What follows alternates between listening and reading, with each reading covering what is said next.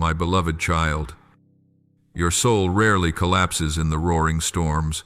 It most often withers quietly on the days that seem the calmest. Not when you are sobbing, screaming, pleading, but when you smile politely, nod to keep the peace, do everything as usual while nothing inside you stirs anymore. The familiar room, the fan turning steadily, the warm yellow lamp, the glowing screen, the clock ticking one beat at a time there. Not in thunder and lightning. Your soul lies gasping. I see you call those days fine. Yet, on a deeper layer, the inner layers of life are withdrawing, like a potted plant left too long in the shade. Leaves still green, but the waterline nearly gone. You think danger only arrives when life overturns. But I tell you, there is another danger, quieter, when your heart no longer knows how to ache, how to rejoice, how to tremble before the sacred. A soul does not only die from great wounds, it can fade from long days without being touched. I do not only watch the storms that have passed your life, I watch the mornings you wake, sigh, and tell yourself, it's nothing, just keep going. My child, your ordinary days are not as ordinary as you think. Each morning, when you open your eyes in a hurry, reach for your phone before you look up. Each night when you collapse onto your bed with the same familiar fatigue, all of these moments are weaving the condition of your soul. You call it routine. But much of that rhythm has become automatic, with the heart no longer participating. You walk, stand, speak, laugh, work, answer messages, pass by the faces of others, while your soul seems to have been forgotten in the corner of the room. No one asking, no one touching. I see you spinning around the small things you believe must be done, while the greatest work, caring for the deepest part within you, has been pushed onto the list called later. Each time you say later, a little more life inside dries up. A plant in the shade does not break in one night, it wilts day by day. And you become accustomed to the fading green until you think it is normal. So it is with your soul. You have grown used to a half-lit, half-extinguished state until it no longer feels strange. I see the evenings when you sit before the screen, with laughter coming from short videos, stories flowing endlessly, and in that stream your heart is silent in a frightening way. Not silent because of peace, but silent because of numbness. You no longer ask, where am I in the midst of all this? You no longer pause to ask, what has my soul received today besides exhaustion? You simply let time slip through like water between fingers, believing tomorrow will be like today. And today is harmless if it resembles yesterday. I hear the phrases you use to soothe yourself. Everyone is like this. Just hang on. It will pass. That's life. And those very phrases are like a thick blanket laid over the small cry of a soul that is starved of air. You do not need a great crisis to lose me. A long enough stretch of ordinary days without me is enough for you to forget what it feels like to have me near. My child, I am not only present in solemn moments, in rituals, in the hours when you kneel at an altar or fold your hands in a sanctuary. I am present in the long stretch of a day that seems to have nothing special. I am beside the table where you eat alone, beside the sink where you stand without speaking to anyone, on the familiar road you walk home with headphones in your ears and emptiness in your chest. I am in the ticking of the clock on the wall, each beat like a gentle question. Does your soul still know how to be moved by anything? Today I am in the moment when you turn off the light, lie in bed, stare at the ceiling with no more tears to cry, only a hollowness like a room after the party has ended. You think I am far because no miracle has happened, because no spectacular sign appears. But I am very near, listening to every weary breath, waiting for you to realize that these weary breaths are alarm bells for a soul growing weak. My child, what grieves me is not only the visible wounds others see, but the tiny cracks inside you that you no longer bother to notice. The times you swallow words you wish to speak. The nights you skip prayer because it's late. Tomorrow. The moments you stay silent with me because you think you have nothing worth saying, these accumulate into a thickness between you and me. Your soul does not break only from a blow. It is drained by a lack of communion, lack of truth, lack of being with, like a patient on a bed who still wears fresh clothes and combed hair, but is no longer nourished within. Your soul can wear the clothes of function, responsibility, and a well-kept image, while the deepest part grows thin day by day. I do not accuse you. I am showing you a reality I see clearly while you have grown used to it and do not want to look. Today I give it a name. My child, silent, dying in ordinary days. It is no accident that you feel tired without reason, empty in a crowd, lost even among familiar faces. That is the cry of a soul that has gone too long without sitting with me, without breathing deeply in my presence, without saying the unspoken things. I come not to scold you for arriving here, but to lay my hand on the deepest part of you and say, I see it. I am here, and I do not want to lose you in this silence. Inner dying does not make noise, but I will not let it pass without speaking. You have grown so accustomed to outer noise that the faint breath inside no longer reaches your awareness. Your days are full of sound calls, messages, news, background music, co-workers, meetings, traffic. Everything is talking, pulling, demanding replies. You think you are living, but the deepest part of you is merely trying to breathe, and each breath is thinner. I see you chasing signals from outside. A notification lights up. A bell rings. A new story. A new need. A task to do, and you answer everything except the whisper of your own soul.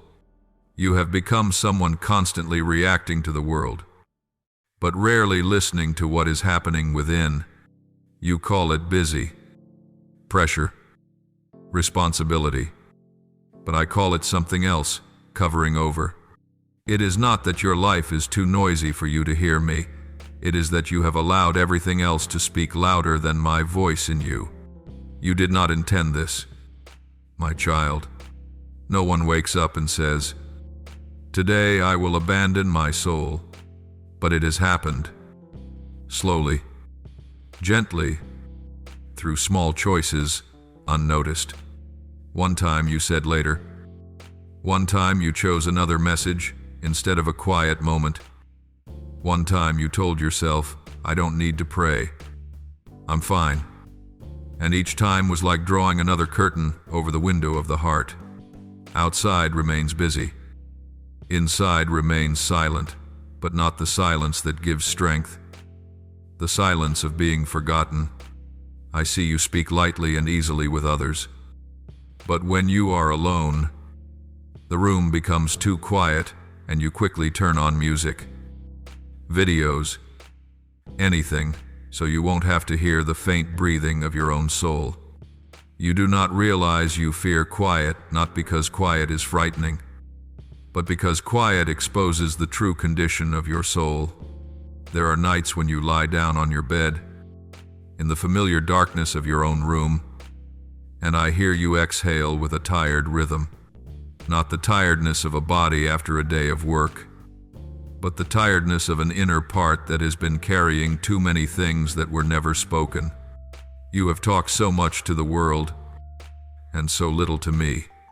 You have shared everything through phones, through social media, through passing conversations, and yet the deepest part of you is kept hidden, and sometimes even you no longer remember what it needs. You are afraid of being misunderstood, afraid of being rejected, afraid of not being loved. But what I see is that you have rejected your own soul before anyone else ever had the chance. You talk to everyone so you do not have to face the unnamed emptiness within. You live among noise, but your heart is hollow. I do not say hollow as judgment. I say hollow as an accurate description. You feed your body with food, your mind with information, but your soul is hungry because it lacks presence. You have replaced every sacred encounter with a list of tasks. You have exchanged priceless moments with me for convenient moments in front of a screen. You have confused stimulation with living. I see you watching clips that make you laugh, articles that make you react, news that makes you anxious. But none of these give your soul breath. Your soul does not need much. My child, it only needs a little quiet presence, a little honesty without defense, a little letting go so I can enter. But those simple things have been pushed aside with everything else you think is not important right now. You assume I appear only in special moments, on holidays, in solemn rituals, in structured prayers. But I am in your slow breath when you pause. I am in the faint ache in your chest whenever you remember something in your life is not right. I am in those mornings you drive to work with an empty heart. I am in the moment you stand before a mirror and do not know who you are looking at. I do not speak with noise. I speak with a whisper, not because I am weak, but because I honor your soul. A whisper does not push, does not fight, does not hurry. A whisper is heard only by those willing to be still. You have allowed the noise outside to take up every space in your day. So the whisper has been standing at the edge, waiting for a door to open. But my child, I am still speaking, and my voice still remains. Not everything is lost. What is more dangerous than storms is when your soul grows weak and you do not notice. Storms make you frantic. Pain makes you cry. But silence makes you slowly forget you need saving. Now I want you to look at this directly, not to accuse you, but so you can return. You are not well when you stop hearing yourself. And in that quiet space, I am standing and waiting. My child, I do not wait for the storm to rush in and rescue you.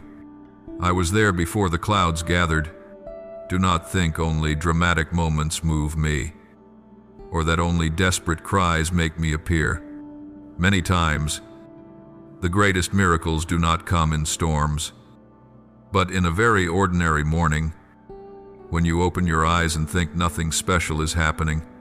It is in those hours, when you get out of bed, when you wash your face, when cold water touches your skin and you breathe without words, that I place an invisible hand on your shoulder. You do not hear thunder. You do not see lightning. But something tender happens. You feel seen. I touch your soul not through sound, but through presence as soft as wind passing through leaves. Elijah did not meet me in fire, in earthquake, in storm, but in a gentle whisper. My child, I still touch you that way. I am not in a hurry. I am not loud. I do not impose. I stand close enough that one breath of yours brushes against me. Your ordinary days still carry my marks.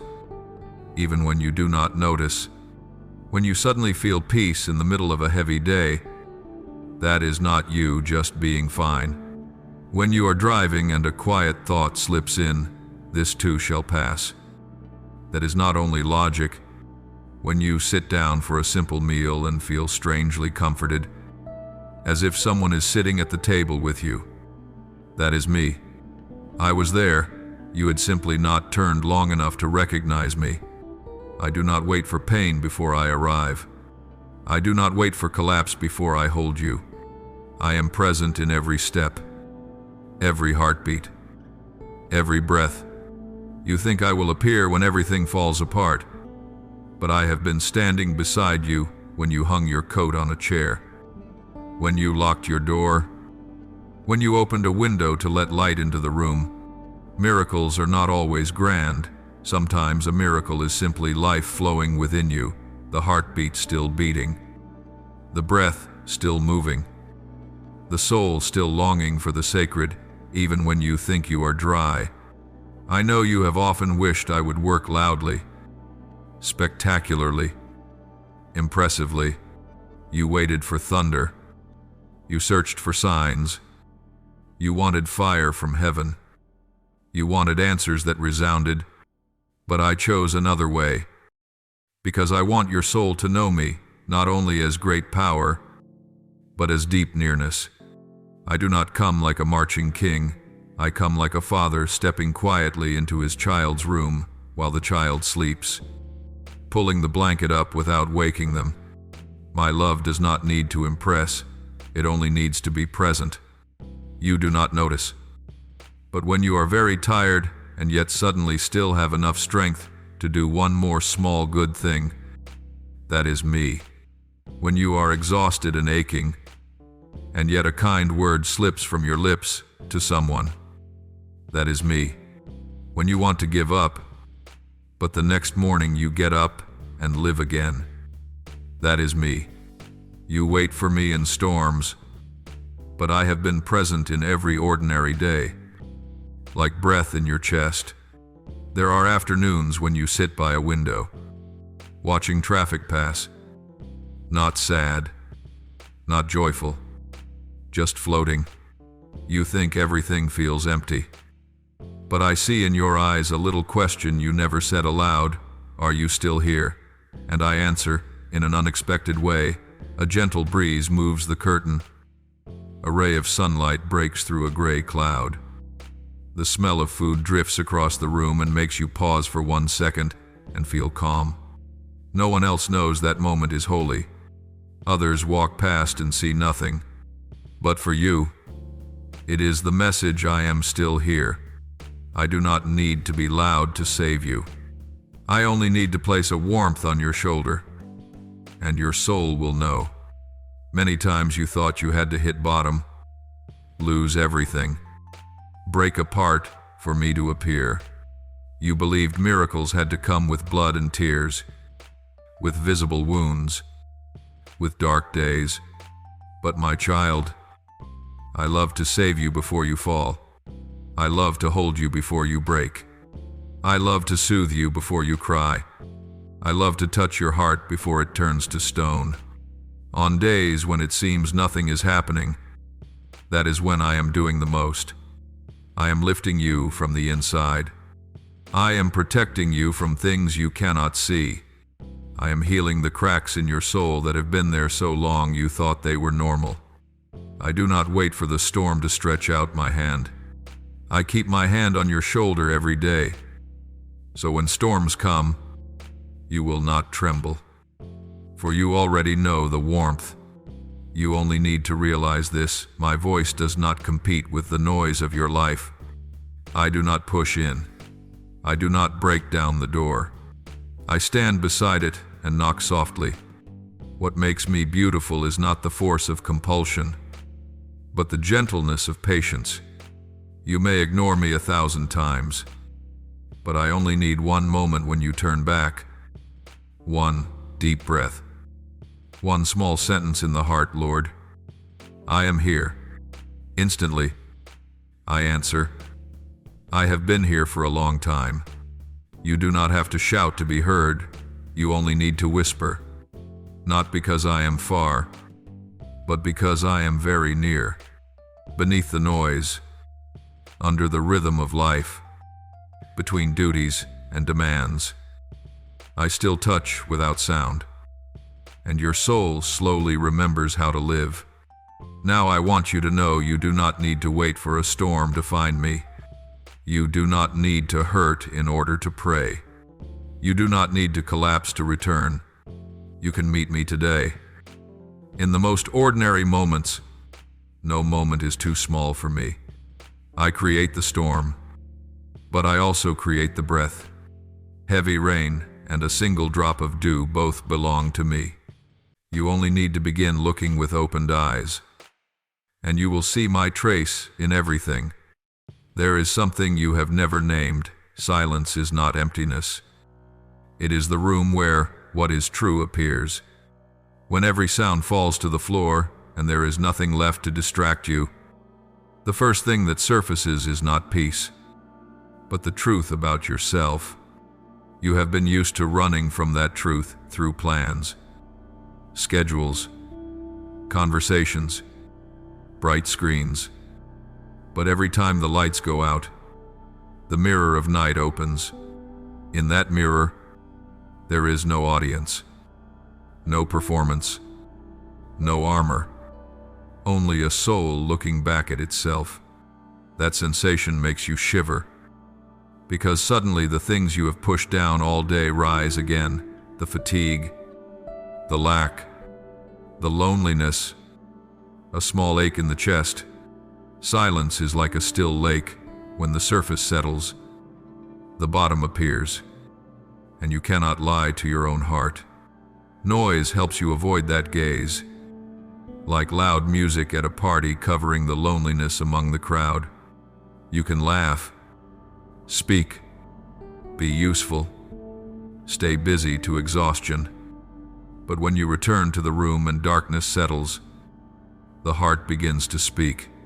You are not afraid of quiet, you are afraid of being seen. You fear seeing the cracks you covered during the day with responsibilities, with schedules, with achievements. But I want you to know seeing is not failure. Seeing is the beginning of healing. Everything you have not dared to face does not disappear. It only waits for you to have enough courage to name it. And when named rightly, it loses its power. Silence is like a cloth wiping dust from a mirror, so you can see clearly without being afraid of yourself. There are moments when you sit at the edge of the bed, hands hanging loose, eyes fixed on the floor. No one sees, no one asks, no one knows. A small weariness makes your eyes sting, but you swallow it, because you do not want to be considered weak. The world praises you when you stand firm, when you endure, when you sweat without complaint. But the soul is not healed by resistance. The soul is healed by truth and presence. When you allow yourself to sit still without having to explain anything, a small door opens. No words, no reasoning, no effort, only imperfect presence. That is where the deep things begin to mend. The first courage is not to continue. The first courage is to stop. Many believe silence is the end. In truth, it is the beginning. A storm can break things, but silence grows roots. In silence, you hear a faint inner breath that was covered all day by the noise of tasks. That breath does not demand, does not blame, only reminds something has not yet been tended. When you sit still, your eyes see what your heart tried to forget: the longing to be loved, the longing to be understood, the longing to rest. And right at that bare place, where you thought you were most alone, a hand rests on your shoulder, not to pull you up right away, but to let you know you are not alone. Not a hand from the world, but a hand from within, the quiet. From there, healing begins. Not with philosophy, not with intellect, but with gentleness, deep, slow breaths, tears without words, a softness returning to a heart that had grown hard. No forcing, no proving, no hurry, The real thing flows back into you like water finding its riverbed. The first fears dissolve, and you see silence has not come to judge, but to revive.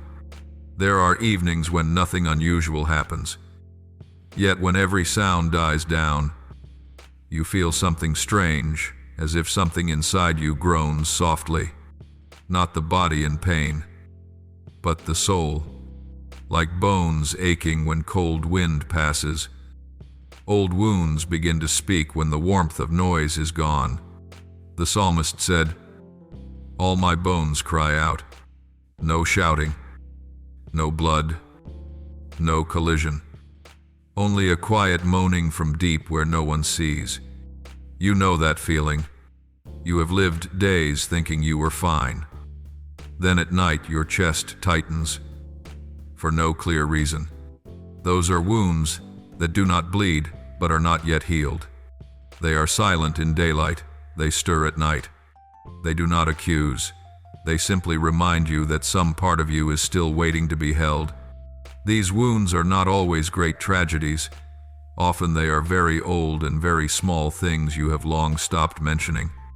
A childhood memory of being left behind. A sentence someone once threw at you that you still remember in your bones. A failure you forgave with the mind, but the heart still flinches. An expectation that was never met. A promise forgotten. You thought time made them disappear, but sometimes time only lays a layer of dust over them, and whenever silence comes, that dust thins, revealing what has not healed, not to torture you, but to save you. Nothing is weaker than an unseen wound, and nothing is stronger than a wound seen in the light of love. Those groans are not the sounds of despair, they are signals of life. Bones only groan when they still feel. The soul only aches when it is still alive. What is frightening is not pain. What is frightening is numbness, when you can still feel sadness, or longing, or emptiness. It is a sign that there is still pulse. I do not come to silence the groaning, I come to place warmth on the cold place. When you dare to sit with those wounds, not running, not shoving, not brushing them away, I step near like someone touching a painful bone. Not forceful, not hurried, only light. A presence with weight, a breath beside you. You will see something strange. Not every pain needs explanation. Many pains only need presence. You have been used to using your mind to overcome pain. It's already in the past. Everyone goes through this. I must be strong. Those sentences are armor, and sometimes they are useful. But armor does not heal bone. Bone heals only when the environment is right. Stillness, warmth, patience, and companionship. I am not asking you to drop your armor in the battlefield. I am only telling you that when you step into silence, you do not need to wear it before me. I know every crack in the bones of your soul. I know where it broke before, where it has mended but is still fragile, where it aches when the weather changes, where it needs to be rubbed, and I am not ashamed to touch it. You do not need to hide. You do not need to apologize for still hurting. Pain only says that there was love. There was hope. There was longing for the good. The wound only says that you are human. Then a light moment happens when you stop trying. Not that you give up, but you give up defending. In that moment, every breath slows. Every heartbeat becomes clearer. And in that silence, a warmth begins to spread, not from thought, not from discipline, not from reason, but from something deeper. I place my hand on the aching bone in your soul and hold it for a long time. No words, no hurry, only presence. That silence is not cold, it is warm. Not heavy, it is light. Not lonely, it is present. And slowly, the groaning becomes breathing. The wound becomes a soft place. The burden becomes a memory held. No more stabbing pain. Only gratitude that you were kept through what you thought would break you. There is a deep paradox in your life that you have never truly looked at. You want to run from silence. While I use silence as the emergency room for the soul, you imagine that resurrection comes in shouting, in bright miracles, in quick answers. But the times you were saved most were in quiet hours no one knew about. Silence is not the absence of me. Silence is the room I have prepared, where every strange voice goes quiet.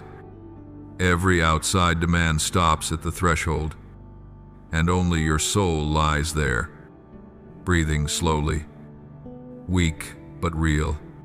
In that room there are no windows to the street, no sound of people passing by, no place to hide behind work or busyness. It is like an invisible ICU known only to you and me. Outside, people see you working, laughing, answering messages, living normally. But inside, I lay you on a bed and connect you to a life you can no longer pump for yourself. I built that room not with stone, not with wood, not with bright lamps, but with stillness. The door closes not to imprison you, but to protect you from noise that was breaking the rhythm of your soul. Many times you thought you were locked in, but if the door had not closed, you would have run from the bed before healing could begin. You said, "I cannot stand the silence." And I replied gently, "It is the silence that is holding you. You are not trapped in there.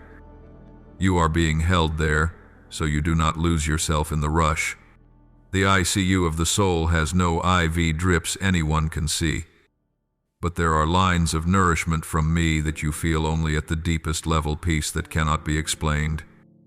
A soft voice telling you that you are still loved, a strange strength that keeps you from collapsing. No one sees that process, and often you do not recognize it. But every hour in that silence is saving your life. You want to stand. You want to run. You want to do something to prove you are okay. But every time you try to rise from the bed, I place my hand gently on your chest and say, "Do not hurry. You are used to solving, managing, acting." But in the spiritual ICU, the first thing is not doing, but lying down, not because you are lazy, but because I want to keep you from hurting yourself further. The wounds in the soul do not heal by work or distraction, they heal by presence and rest. If you keep running, you will lead yourself back to the place that exhausted you. If you keep pretending to be strong, weak bones will break. I do not want to see you break. I want you to live. And so I let you lie in silence as an act of mercy. You call it loneliness, I call it therapy. There are moments when you think I am silent, that I am not answering, not speaking, not rescuing. But in the emergency room, the doctor does not shout, the doctor measures. The healer does not rush to tell stories, the healer watches the breath.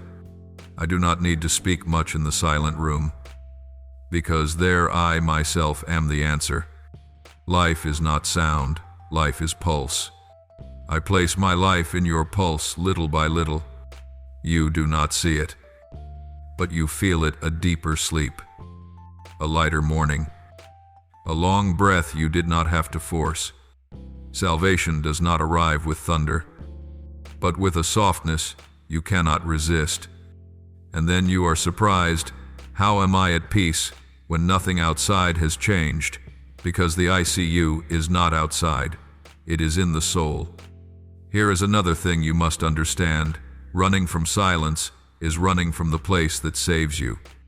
You think you must escape, must act, must fill, must fight the emptiness. But precisely when you stop, lie down, and stop trying, your heart begins to heal.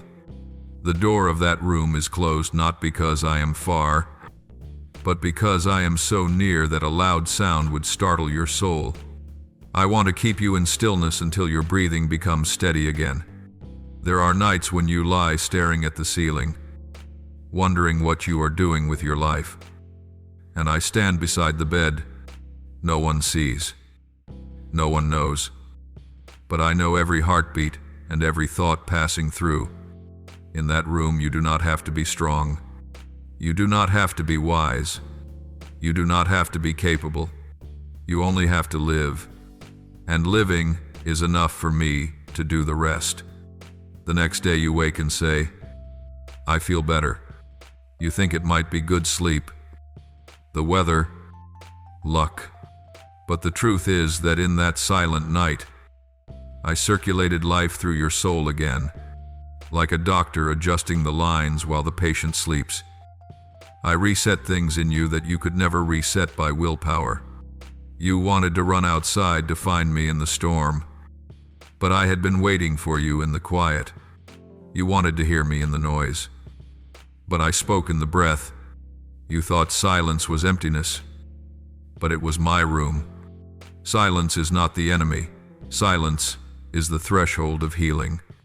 And when you leave that room, not to flee from it, but to carry new breath into the world, you will see something strange.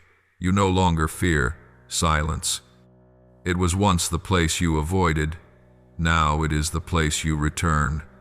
When the soul knows the way back to its emergency room, you will not panic at noise anymore, because you know you have a place to lie down when tired.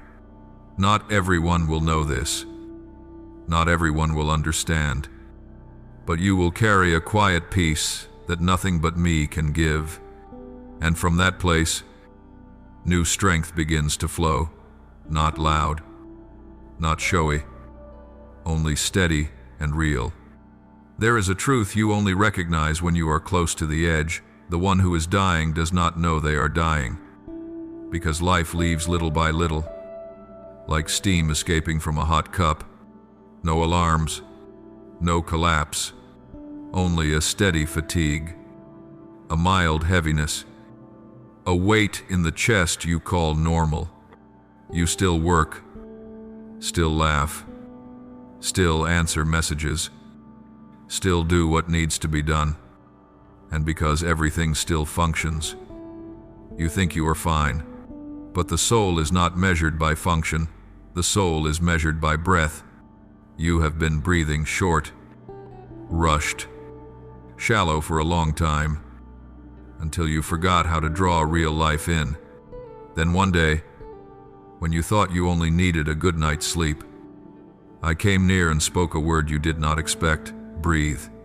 Just that. No theology, no lecture, no rebuke, just a simple sentence filled with power. And as soon as you took a deep breath, the tears began to run. You thought I was calling you to make great changes, to do many new things, to tear down the structures of your life. But the first thing I teach is to breathe. I breathed the breath of life into man's nostrils. Genesis 2:7. Life begins with breath, and revival does as well. You did not lose faith in a single day. You lost faith through thousands of shallow breaths. You did not lose joy because of one event. You lost it by breathing short, like someone who keeps running without ever stopping to recover. A soul does not break from a lightning strike. A soul withers when it does not breathe life. And I, the giver of breath, do not wait until you cry out. I come when you are breathing only by habit instead of by trust. There is a moment when I place my hand gently on your back and whisper, deeper. You inhale, but not to the bottom. I whisper again, deeper. The breath reaches a place you have locked, and you feel a sting, not of the body, but of a soul that has gone without air for a long time. You want to stop, but I know that is where life must pass through. Healing does not come by avoiding pain. It comes by daring to breathe through pain. Each deep breath brings up things you have never told anyone: disappointment, fear of being forgotten, the sense of not being enough, old memories no one knows. You have packed them into a hidden place you never wanted to open. But air must enter. Just as a room must be aired out, or mold will grow on the walls you once mistook for dark paint. You have become so used to short breaths that deep breathing startles you. Depth feels dangerous, because depth touches what is true. But depth is also salvation, because depth places life where there has been lack. I do not teach you to breathe fast. I teach you to breathe slow. Every slow breath is a prayer without words, spoken simply by presence. Every slow breath is an amen without sound. Every slow breath is a declaration: I want to live. In Scripture, the dry bones did not rise because of reasoning. They rose because of breath. Prophesy to the wind, breathe into these slain, that they may live. Ezekiel 3:7-9. And I have breathed into your soul in the same way. You do not understand how I work. You only know this life has begun to move again in a place you thought had died. There are mornings when you open your eyes and do not know why you are lighter. No visible miracle, no special dream. Only one deep inhalation, and you feel something at rest. That did not come from you. It came from me. This is when you begin to realize that you have been living without truly living, breathing without truly inhaling. The greatest surprise of grace is not when I rescue you out of the storm, but when I teach you to breathe again in the middle of an ordinary day. You are startled because you assumed my nearness must be loud. But sometimes it is only a warm mist on a window, a layer of fog in the cold, revealing that there is life inside. Your breath fogs the glass. My breath makes you live. When you learn to breathe again, your soul begins to recover before circumstances change. Not all pain disappears. Not all problems are solved.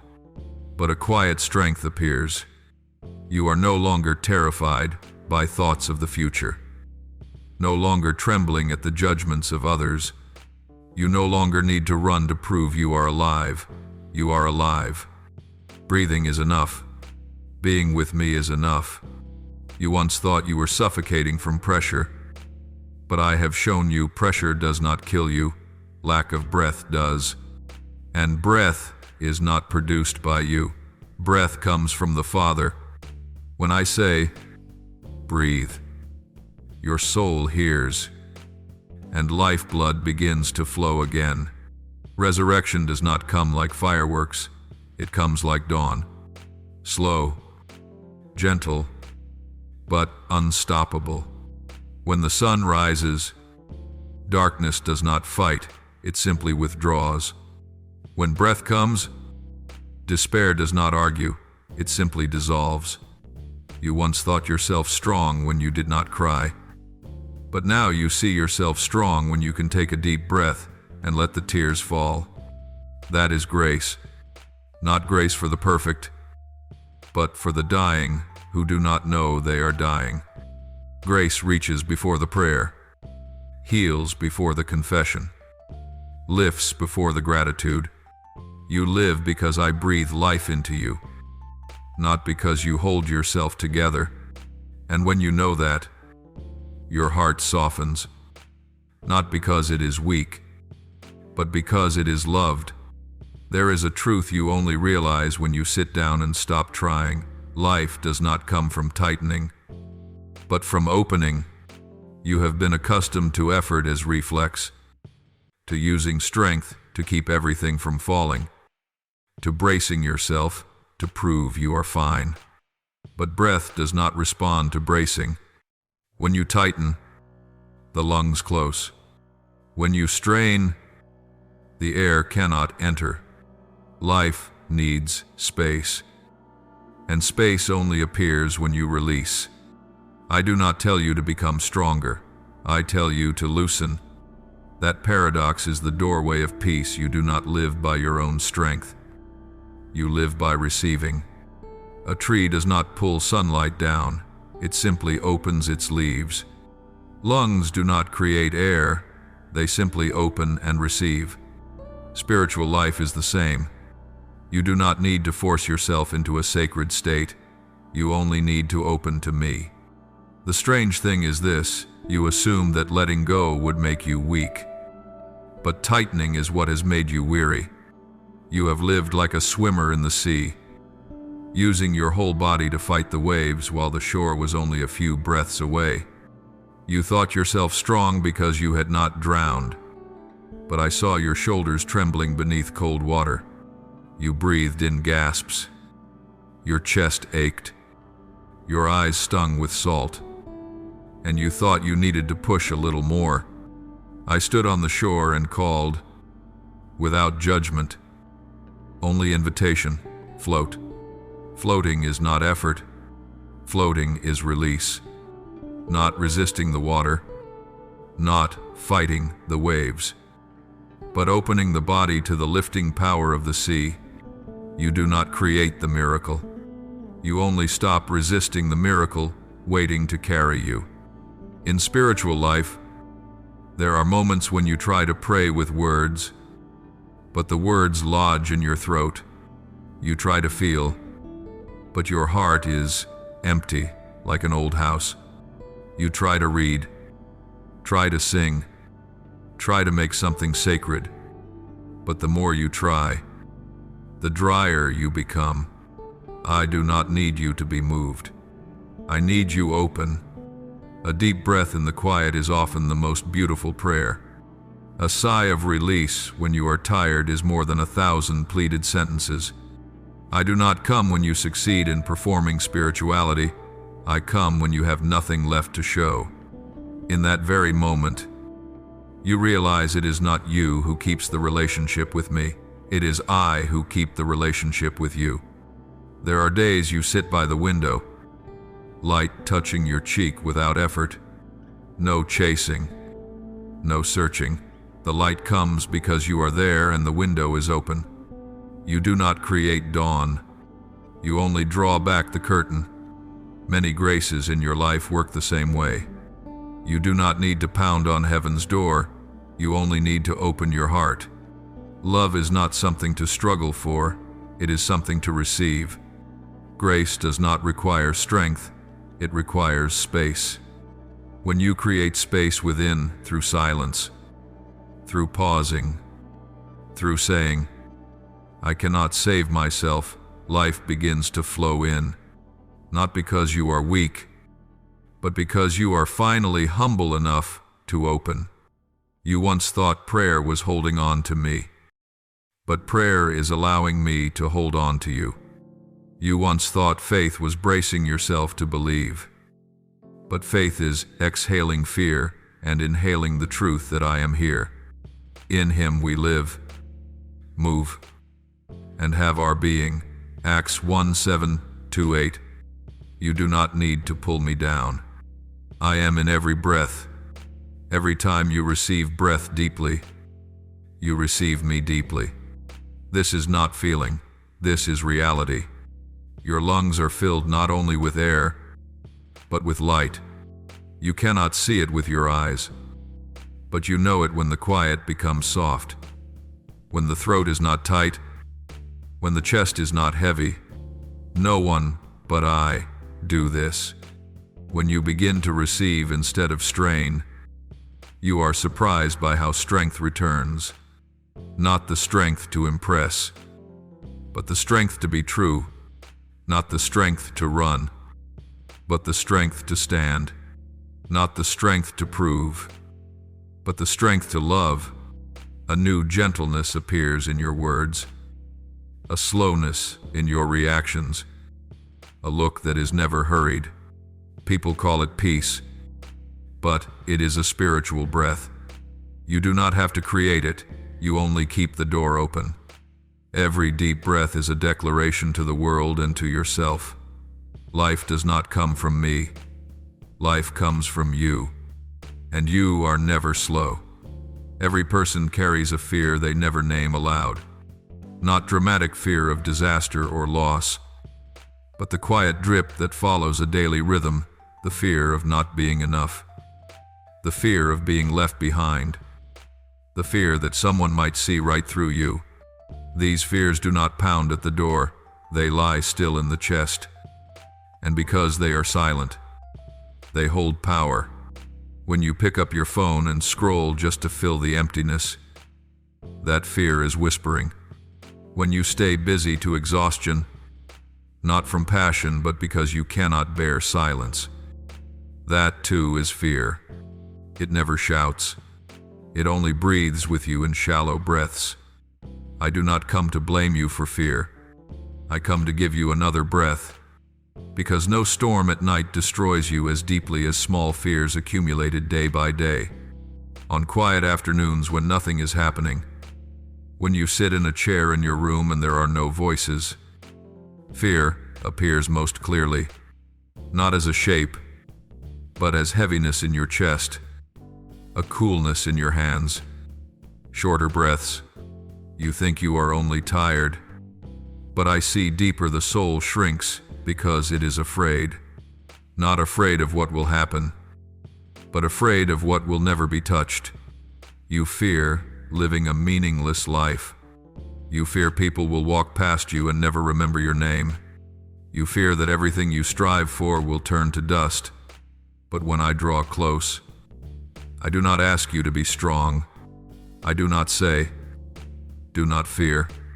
I say, breathe in. When you breathe with me, you invite another power into territory once owned by fear.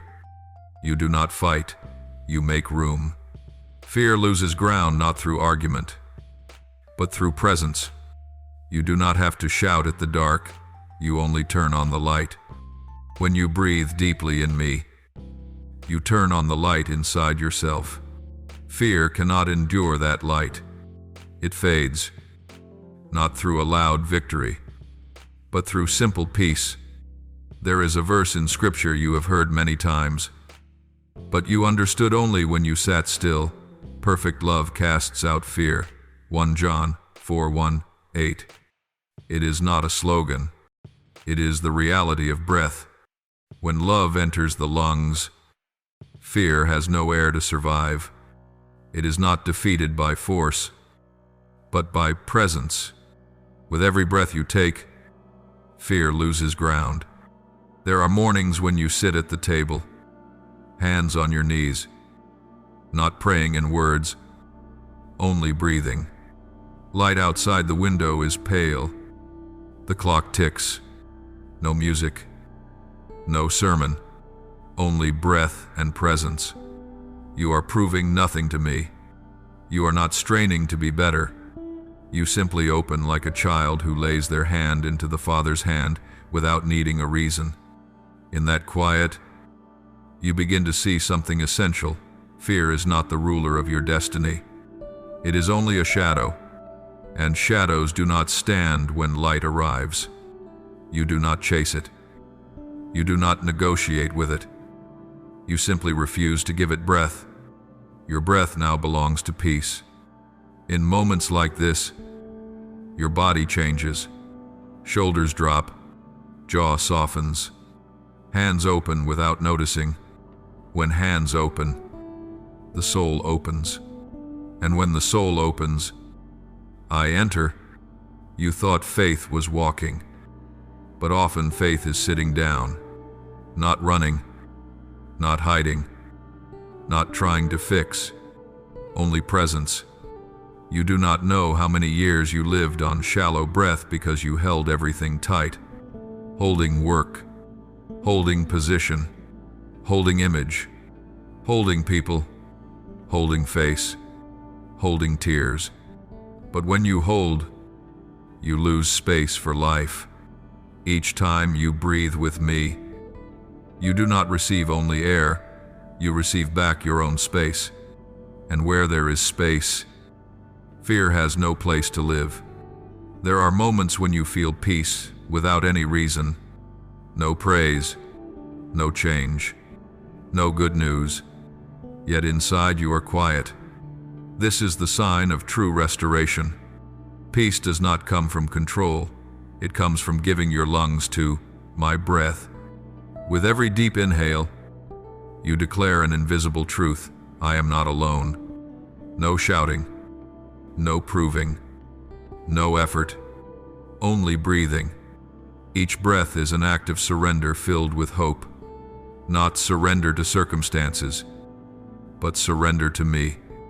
When you surrender to me, you lose nothing except fear, and you gain everything: love, strength, clarity.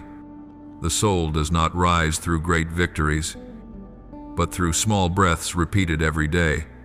No one sees, no one records, no one applauds, but the inner life turns. People will only notice months later you do not react as you did before. You are no longer afraid of what once made you tremble. You are no longer overly sensitive to someone's look or comment. You do not harden, you grow strong. Not with walls, but with roots. Not with proving, but with peace. Every time you breathe with me, you reclaim land once occupied by fear. Not in a moment, but in small steps, day by day. Like dawn overcoming night. Silence does not take your strength away. Silence only takes away what you use to hide the truth. When the noise settles, when work, messages, and plans pause for a moment, a beam of light shines inward. Not the bright light of a stage, but the pale, honest light of an operating room. Silence is a surgical lamp, and what it illuminates is not a new wound, but an old one you have learned to live with. You are not weakened in that moment. You simply see what was weak already. No one likes that view. People prefer the warm golden light of a living room, where everything looks cozy and beautiful, not the white hospital light. But healing truth does not come from yellow light. It comes from the cold, honest beam that shines exactly where it must touch. You once believed you were strong because you did not cry, because you did not speak, because you could keep working even while your heart ached. But silence removes every prop. No audience, no role, no mask, only you, bare, without decoration. And that is when you tremble, not because silence threatens, but because the inner light is too clear. Every crack in the heart shows. Every brown fissure you covered with carpet now lies open. Silence does not create cracks. It reveals where healing is needed. Many fear silence not because it is empty, but because it is true. Truth is gentle but uncompromising. It does not shout, accuse, or shame. It simply stands there, holding a lamp, speaking with quietness. Here, this is where it hurts. There are nights when you lie in bed, in a dark room, no voices around, and you feel heaviness in your chest. Not illness, but sadness without a name. You think you are tired from work, but the real exhaustion comes from keeping your heart busy so you do not see the wound. Silence makes what you bury rise like bubbles underwater, not strong, not loud, simply appearing. Memories you thought had passed, words from long ago, small abandonments, small disappointments. Each one surfaces. You did not call them. They come when nothing is hiding them anymore. You are not weak because they rise. You are weak because you pressed them down for so long. I do not come to blame. I come as a physician comes to a patient, not to judge, but to heal. In the operating room, The white light never apologizes for being bright. It must be bright in order to see clearly. But it does not harm anyone. It only allows the scalpel to reach the right place. Silence works the same way. It does not threaten you. It guides me to the exact place that needs to be touched. When you sit still without running, without rushing to play music, without scrolling your phone, without looking for anything to do, silence becomes an instrument of grace. It tells you, look. And when you dare to look, the first thing you feel is relief. Not relief because the wound has disappeared, but because you no longer have to pretend. Pretending is heavier than reality. Bracing yourself is harder than pain. In that moment, you breathe deeply and understand you were never weakened by the cut itself. You were weakened by the fear of light shining on the cut. There is a paradox that few people know. Truth does not crush the soul. It raises it. When you see clearly where you are weak, you stop fighting with shadows. You stop spending strength to hold a mask. Not everything inside you is a wound. There are places still strong, still beautiful, still radiant. But the operating room light is not looking for what is beautiful. It looks for what needs surgery. That is why, in silence, the first things you see are often not the good ones. You see the tear, the swelling, the bruise. You do not like it. But I see something good in your seeing, because when you look at the truth, you have opened the door for healing. In Scripture, sometimes I healed by allowing people to look honestly at their own condition, not to drive them to despair, but to make them call for me. David said, "When I kept silent, my bones wasted away through my groaning all day long." Psalm 3:2-3. He was not weakened by groaning. He was weakened by silence. And when he spoke, when the light shone in, his bones no longer groaned.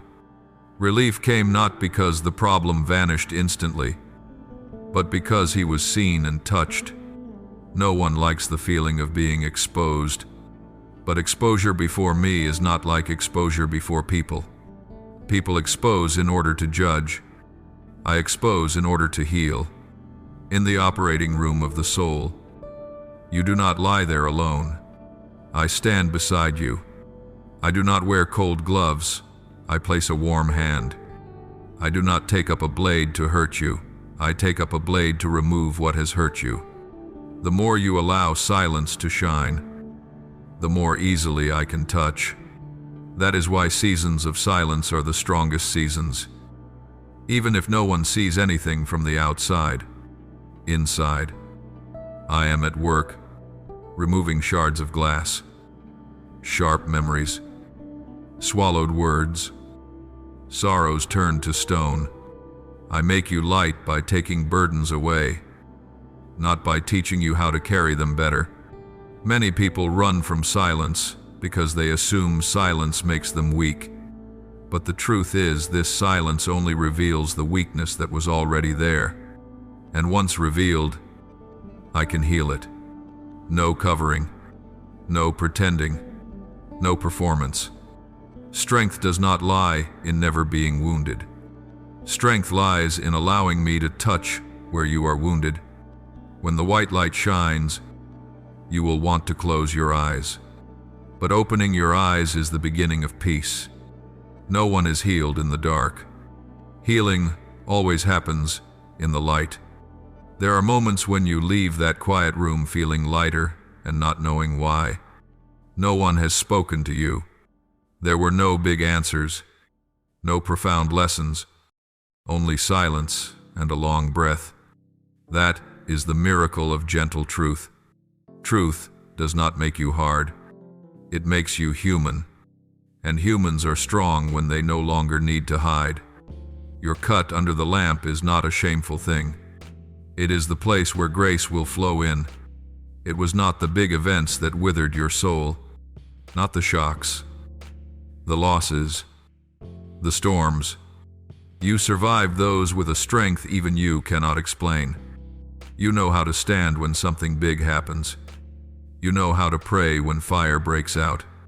You know how to cry for help when everything collapses.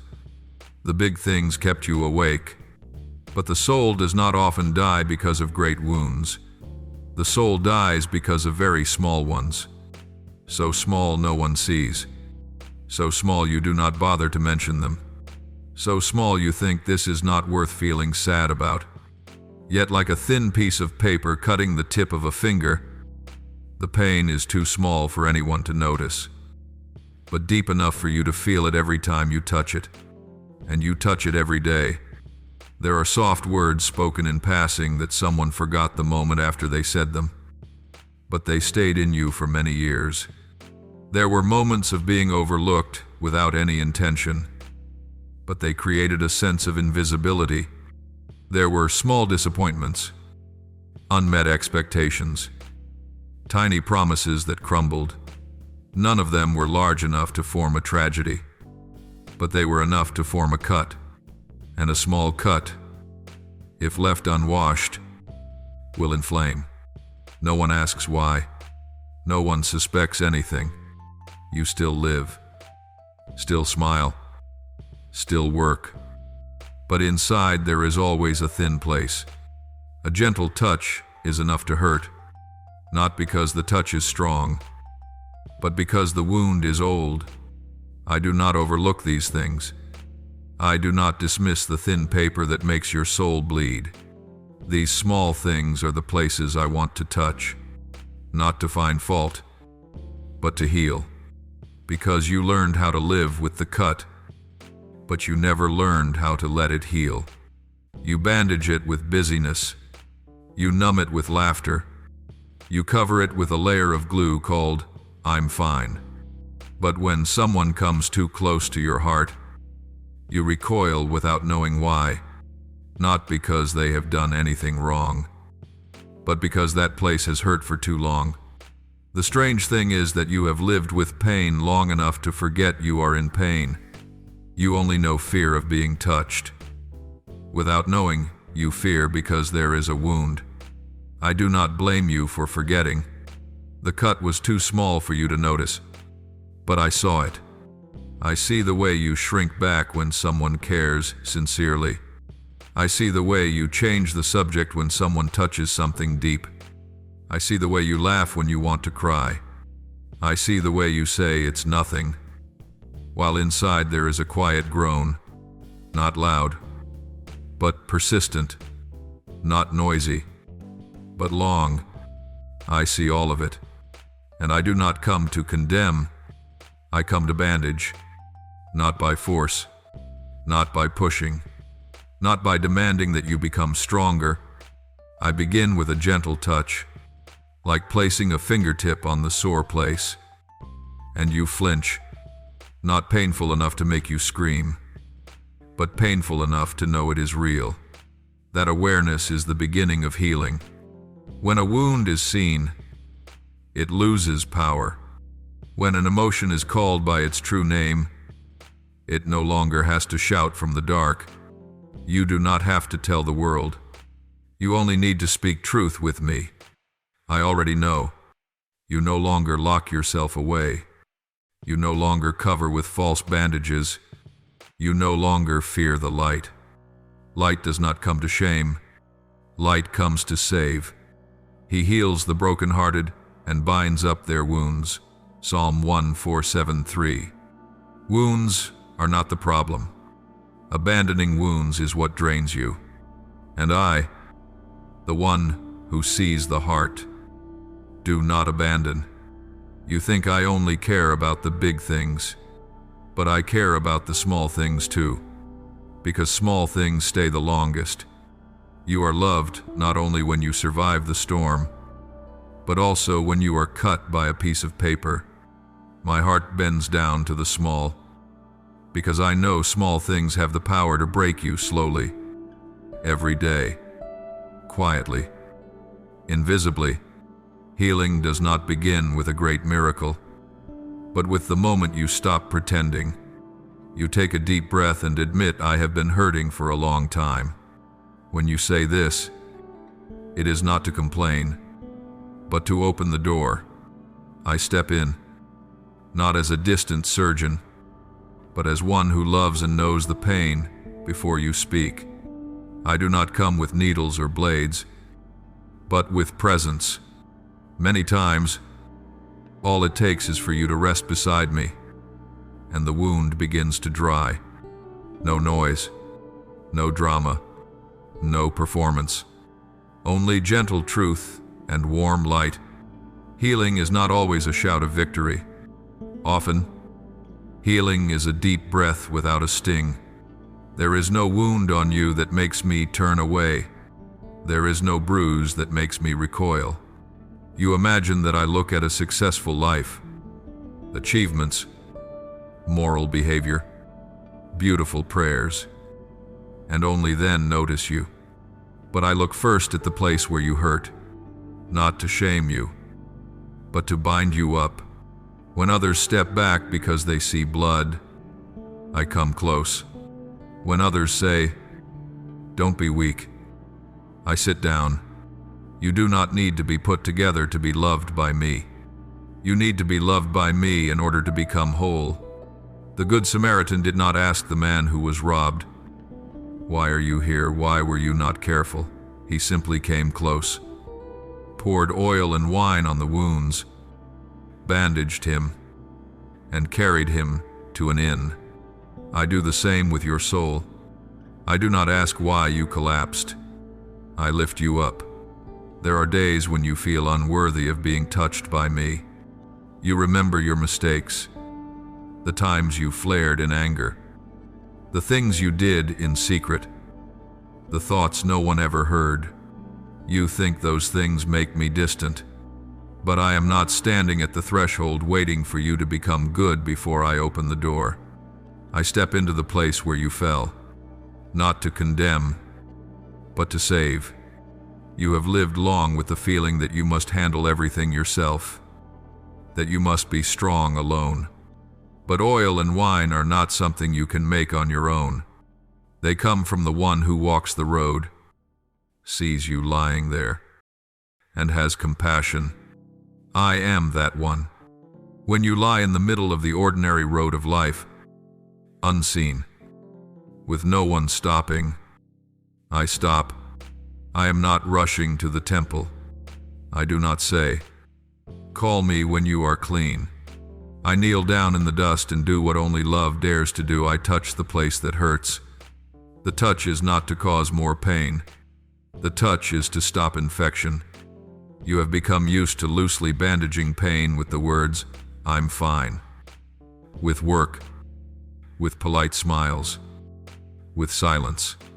But those wrappings do not heal. They only cover. A clean piece of cloth cannot replace oil. A sentence like, it's okay, cannot replace disinfecting wine. I do not offer you cheap comfort. I give you true healing. When I place the oil on, it is warm. When I place the wine on, it stings. But that sting is the sign of saving. The slight ache when I touch is proof that the soul can still feel, that you have not turned to stone. The Samaritan was not afraid of blood, nor am I. I am not afraid of your fears, not afraid of what you hide. I come to them as a physician to a wound, gentle, patient, knowing exactly what I am doing. There are moments when you feel too messy to come near me. You hesitate to open your heart because you fear I will see the chaos inside. You fear I will be disappointed. Fear, I will say, you should be better. But I do not come with a checklist. I come with oil. I do not come with a scorecard. I come with bandages. I do not stand at a distance watching you stumble. I place your shoulder on mine. The Samaritan did not simply bandage and walk away. He lifted the wounded man onto his animal and walked together. I do not bind you and then leave you to walk alone. I carry you, You do not have to walk on wounded feet. You sit on mercy, where you are tired. I carry, where you are weak. I am strong. You do not need to become flawless. You only need to let me care for you. Many times you think, I will disappoint God, but you cannot disappoint me, because my hope is not placed on your perfection. My hope is placed on my love for you. That love is not weak when you are weak. That love does not retreat when you are wrong. That love does not change when you change.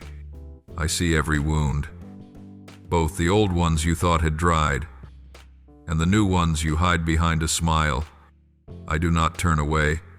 I come close. You do not have to brace yourself. I do not seek cleanliness, I create it. I do not wait for peace before I embrace. I embrace so that you may have peace. When I apply oil, you do not feel shame. You feel rest. When I bandage the painful place, you do not tremble. You soften. And in that softening, you begin to believe there is no part of you that makes me recoil.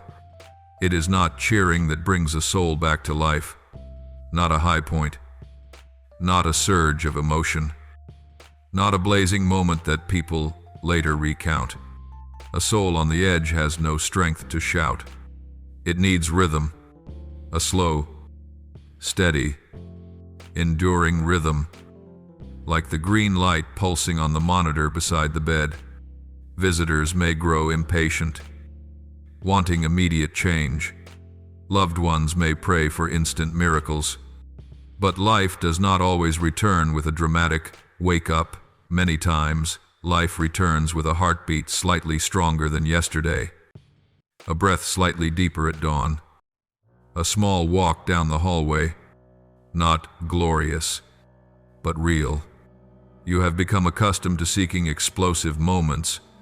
You think vitality is when you feel something powerfully, but the soul does not live on climaxes. The soul lives on something more enduring, my steady presence. Like a monitor set beside the ICU bed, the tiny green flash every few seconds. Not dramatic, not loud, but every flash is a wonder. Every flash is proof life remains. You might not notice if you look only once, but if you sit by the bed long enough, you will see. Every flash is a quiet miracle. There are days when you do not feel better, not happier, not stronger, no special spiritual emotions, just steady breathing. A few small tasks done with an unburdened heart. A few moments without fear. Outsiders see nothing, but I see, because I know before, your soul was breathing shallow and fast. Now, if you sleep 1 hour deeper, if you do not wake with a start in the night, if you have nothing to prove in the morning, that is recovery. People measure recovery by achievements. I measure recovery by breath. My grace is not fireworks. My grace is like a nurse walking quietly in the night, adjusting a tube, pulling the blanket over the shoulders of the patient. No one sees. No one thanks. Yet because of it, the patient lives through the night. I do the same in your soul. You do not hear footsteps. Do not see hands tidying. Do not see anyone fixing the lines. But when you wake in the morning and do not feel despair, it is because I was beside your bed, even while you slept. As it is written, He gives His beloved sleep. Psalm 1:2-7:2. You think sleep is ordinary, but for a soul on the edge, sleep is a miracle. When a person is in the ICU, no one demands that they stand up and run. No one asks them to prove their health. No one sees stillness as weakness. Stillness is wisdom. Stillness is necessary. But in the life of the soul, you rarely allow yourself this. You want to be strong immediately, joyful immediately, full of faith immediately, to answer every question immediately. You force yourself to stand while I am holding the bed. You blame yourself for not burning bright, when all I want is for you to breathe. You think peace comes from activity, but peace comes from stability. No running, no hurry, no forcing. The soul needs slow rhythm to recover. You may read scripture intensely, pray long, serve without stopping, but without slow rhythm, the soul becomes tired. Slow rhythm is not laziness. Slow rhythm is wisdom. Slow rhythm is knowing when to pause. Slow rhythm is refusing to prove you are fine. Slow rhythm is breathing with me. I do not love you because you are enthusiastic. I love you because you belong to me. And the soul that belongs to me is not held by shouting, but by quiet rhythm in tune. ChatGPT, Kothe, Makloi. Hai Kiem Tra Kakthong Tin Quan Trong. There are people who mistake stillness for death. It is not. Stillness is preparation for life. A body lies still because it has run out of strength. A soul lies still because it has received strength. The outward condition looks identical, but the essence is different. One is exhaustion. The other is surrender. Exhaustion has no solution left.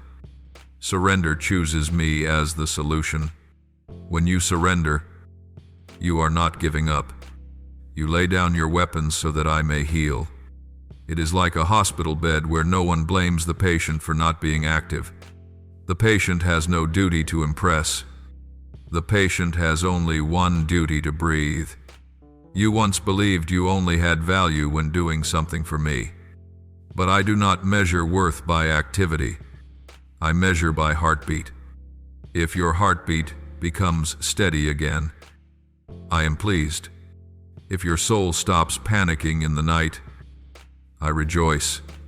If you can sit by the window and simply breathe, not sad, not afraid, not needing to achieve anything, I know you are coming back to life.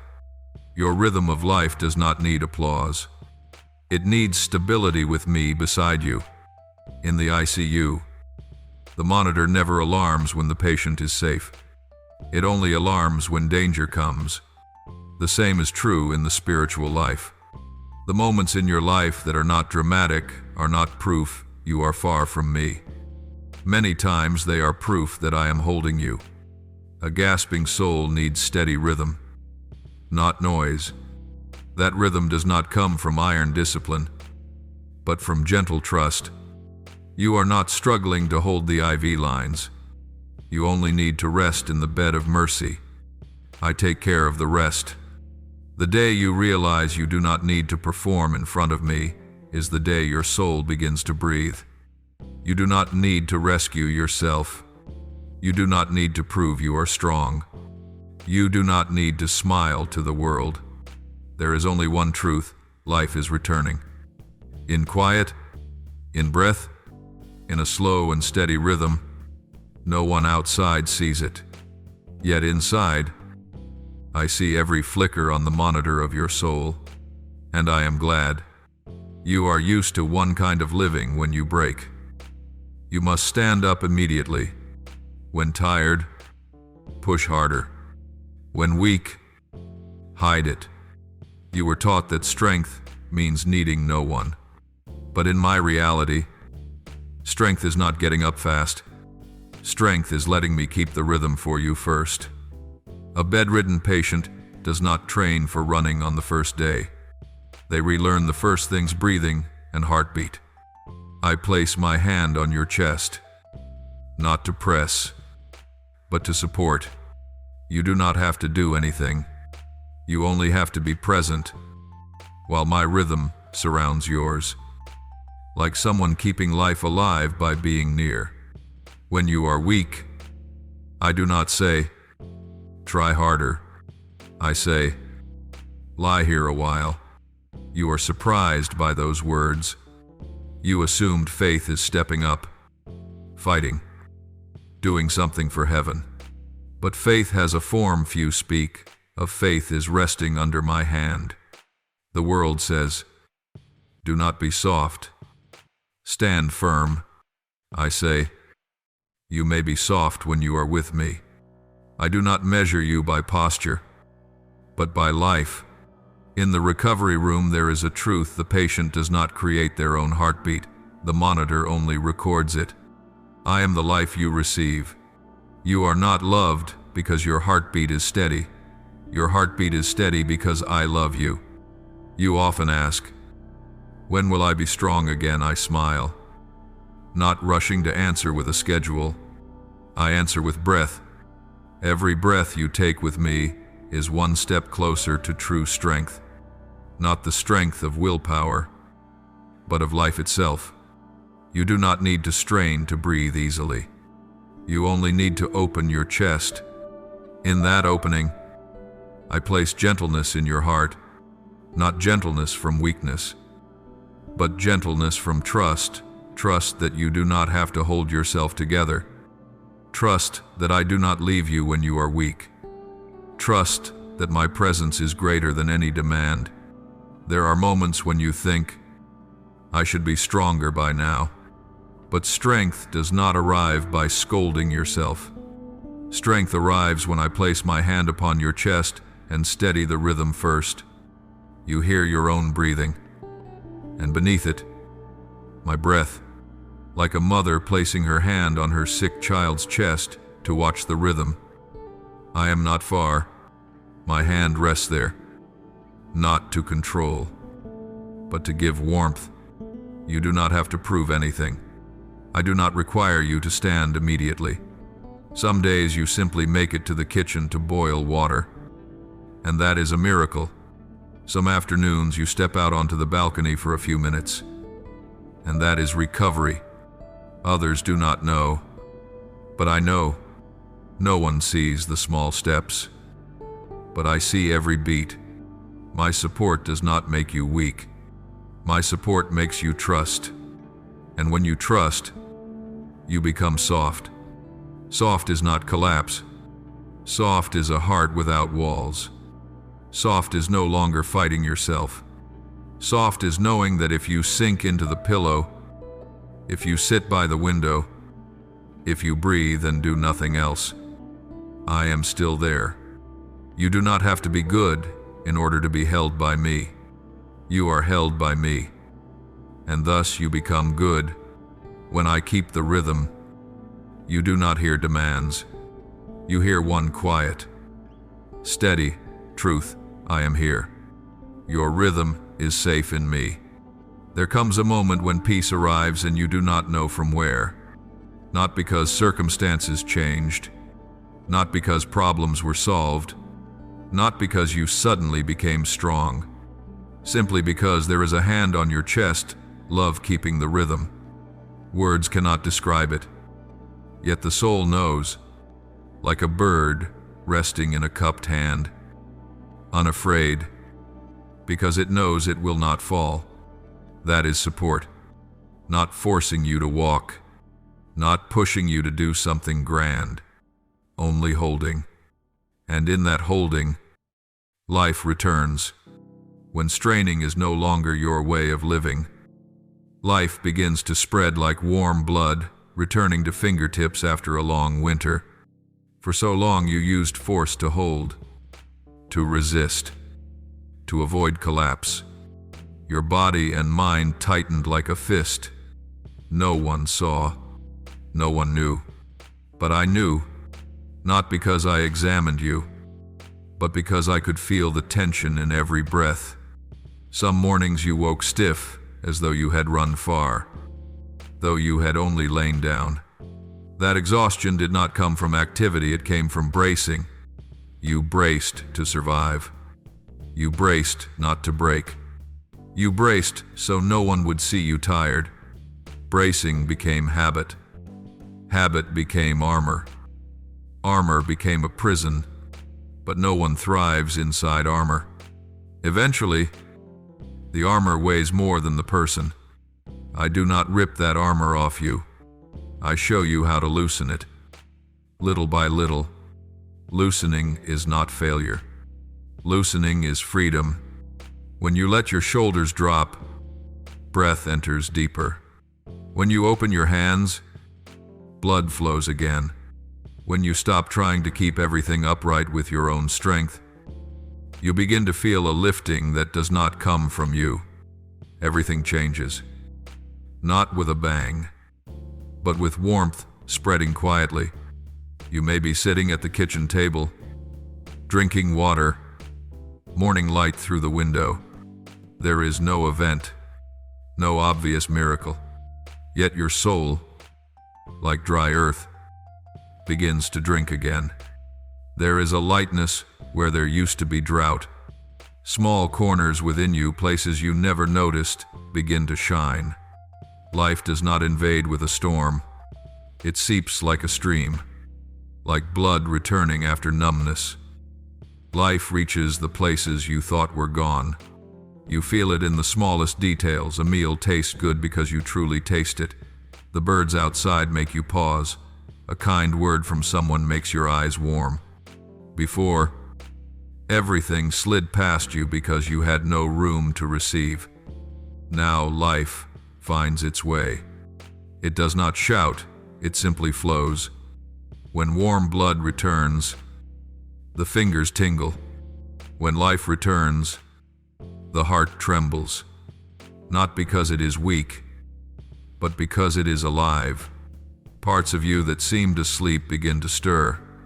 I have never been far. I have only waited for an opening. And an opening does not come from force, but from letting go. For a long season, you believed strength meant keeping the surface flat. You believed peace meant keeping everything from shaking. But true peace arrives when you no longer have to hold things together. You stand upright not by muscle, but by inner axis. When the inner axis is nourished, the outside cannot tilt you. You do not need to brace against the wind, because something steady lives in your chest. That steadiness is not effort. That steadiness is life. Life does not ask whether you deserve it. It only asks whether you are open. Frozen places within you begin to thaw, not with rumbling, not with ice breaking, only with warmth, like snow in a child's hand, vanishing without a sound. The tightness at the base of your neck softens. The clenching in your lower belly releases. You no longer flinch at small noises. You no longer tremble lightly when someone asks with genuine care. You no longer need to smile to hide. Neurons loosen. Muscles loosen. The heart loosens. When the body loosens, the soul believes it is safe, not by reasoning, by sensing, and sensing is my language. I speak through breath, through quiet rhythms, through warmth flowing in the veins. One day you realize you have arrived somewhere else without knowing when you came.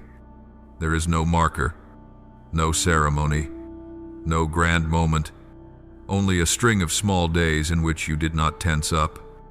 Days when you ate and knew you were eating, when you walked and knew you were walking, when you breathed and knew you were breathing. Life returned without spectacle. It returned through details. And one morning, looking in the mirror, you see light in your eyes, not the spark of excitement, a clear tranquility. Your soul no longer curls inward to survive. Your soul opens outward to live. It is not because heaven stopped doing wonders that your soul withered. Miracles still arrive, still surround, still knock at the door as gently as dawn knocking on leaves. But when your heart is numb, miracles pass by like passing shadows on a street. You look, but do not see. You hear, but do not receive. A dying soul does not perish from lack of signs, but from loss of the ability to feel. When the heart is tired, it no longer trembles at beauty. When the soul is dry, it no longer shivers at the sacred. You thought it would take thunder, loud explosions, the sky splitting open. But life does not arrive with noise. It arrives with light entering the eyes. I have done many things around you, a kind word from a stranger, a ray of sunlight slipping through the curtain at the exact hour you needed it, an afternoon when you suddenly wanted to sit down and breathe. These are not small. They are miracles in right proportion. A miracle is not always a sea dividing. Sickness instantly healed. Doors bursting wide. Many miracles are simply you feeling again. A heart once closed now opens like eyes after a long night. When the eyes open, the world does not change. The eyes change. And so, everything follows. You lived a long time without truly seeing. You walked past those you love without feeling their warmth. You heard a beautiful song without being touched by depth. You looked at the sky without perceiving its color, not because the sky lacked blue, but because you lacked the ability to receive.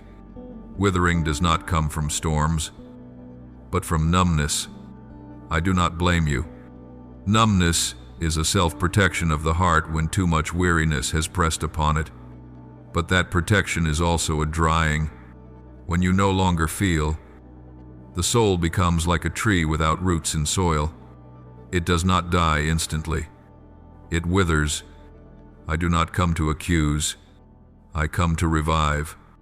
The restoration of the soul does not begin with power, but with sensation. Not with running, but with opening the eyes. You do not need to make miracles. You only need to receive them. When you step outside and the wind touches your face, that is a wonder. When you hear a bird and your heart softens, that is a wonder. When you are tired and suddenly find you want to live another day, that is a wonder. I have never been far. I have only been covered by numbness. Each time you feel again, a layer of ice falls, without sound, only warmth. There is a moment when everything is quiet, and you suddenly see something ordinary become strangely beautiful, not because it has changed, because you are awake. You no longer wait for thunder. You receive the mist. You no longer wait for the sea to part. You receive the small stream watering roots. You no longer wait for heaven's gate to crash open. You receive a shard of light along the path. These small things are signs that the soul has left the recovery room, no longer dying, beginning to feel when numbness recedes, not with a scream, but with warmth spreading. You are surprised that tiny sounds begin to return, not heaven roaring, not waves crashing, not victorious trumpets, only the birds outside the window in the early morning, the spoon touching the rim of the cup, the quiet simmering of water in the kitchen. These sounds never vanished. They were there through all the time you were tired, busy, dry. But when the soul is dying, the spiritual ear grows quietly deaf. No one notices, not even you. You only feel life flat, days long, the heart heavy. Then one morning, I touch gently like someone calling a sleeping child, and you hear again. It is not a great event. No one will write it in a book. You are simply standing in the kitchen, holding a cup of water, and hearing the kettle boil, yet that sound makes your eyes warm. Suddenly you realize you have grown used to living like someone running from their own heart. You are used to turning on music to cover silence, to opening your phone to avoid feelings, to talking in order to fill space so you won't hear yourself. When I touch, the coverings fall away, not because you try, but because I am present. Presence soothes. Soothing opens. Opening hears. One morning the birds sang from the rooftop opposite. It was not the first time you heard birds. But it had been a long time since you let that sound touch you.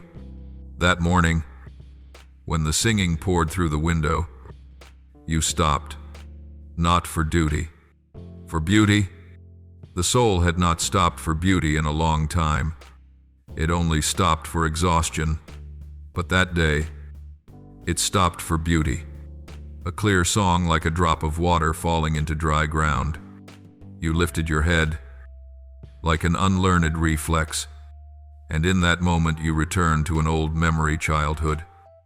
The old house, wooden windows, the scent of fresh rice in the morning and birds singing the same way. No one said that memory was healing, but it healed. Not the memory itself, but life moving through the memory. In the months when you were dying without a name for it, every sound was only noise. The spoon against the cup was just metal. The street outside was just disturbance. Footsteps in the house were only small events. But when I touched, your ears did not hear sound. They heard life. The spoon stirring coffee became a steady rhythm, like someone's heart beside you. The boiling water reminded you that warmth exists in a world you thought was cold.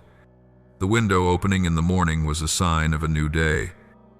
Not by calendar, but by grace. You did not expect that the miracle of restoration would begin not with cheering, but with hearing small things again. You thought restoration meant running, doing, mission, plans. But before every plan, there is this listening. When the soul listens again, the soul lives again. Life does not charge in with sword and spear. It enters with wind, like Elijah at Mount Horeb. Not in the strong wind, not in the earthquake, not in the fire, but in the still, small voice. I still work that way. I do not come with thunder. I come with whisper. When you hear the whisper again, you know I am near.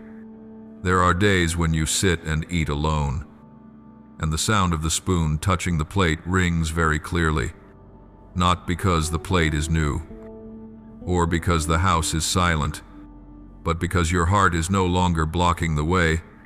That sound goes straight into the soul like a gentle arrow. You are surprised that you are moved. It is only a simple meal, with no one beside you. Yet, in the sound of the spoon, you hear something strange. I am here. I am present in the small rhythms of everyday life. I am not only in temples, in gatherings, in great songs, in visible tears. I am in the sound of the spoon. The kitchen, the door. You do not hear me with your ears, but with your soul. Memory does not wound you. Memory heals you. Memories you thought were dead return not as ghosts, but as old friends. You remember afternoons with open doors and the smell of leaves in the wind. You remember footsteps crossing a wooden floor. You remember your mother calling you to dinner, the sound of dishwater, the passing of time measured by small rhythms. No one knows that your soul once received love through those sounds, not from loud words, but from quiet beats. When I touch, memories are no longer buried past, but underground streams, nourishing roots. You drink again. The world has not changed. The house has not changed. People have not changed. But when you hear the small sounds again, you know that you have returned from a far place. That far place is not geography. It is dryness, numbness, a region where every sound was only noise. Now every sound is a sign of life. You need nothing more.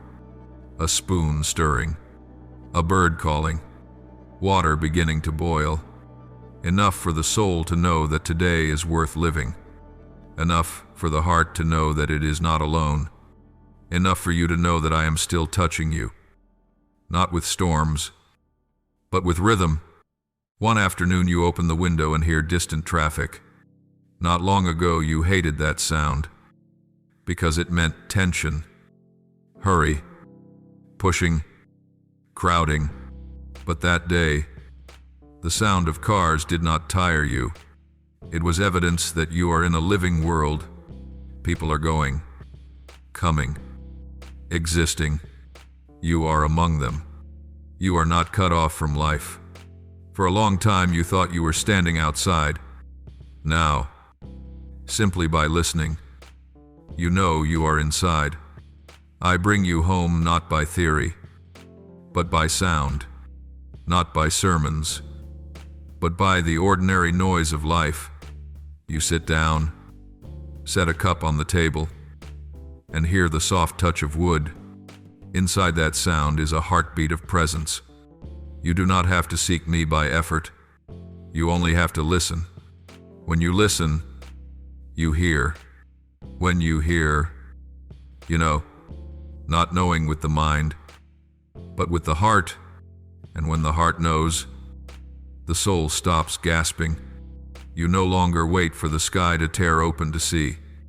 Your eyes open on a perfectly ordinary morning. And the first thing you see is not glory on the mountain, but green on the leaves outside the porch. That green is not new. The tree has not changed. But your eyes have. After a night rain, the leaves are wet.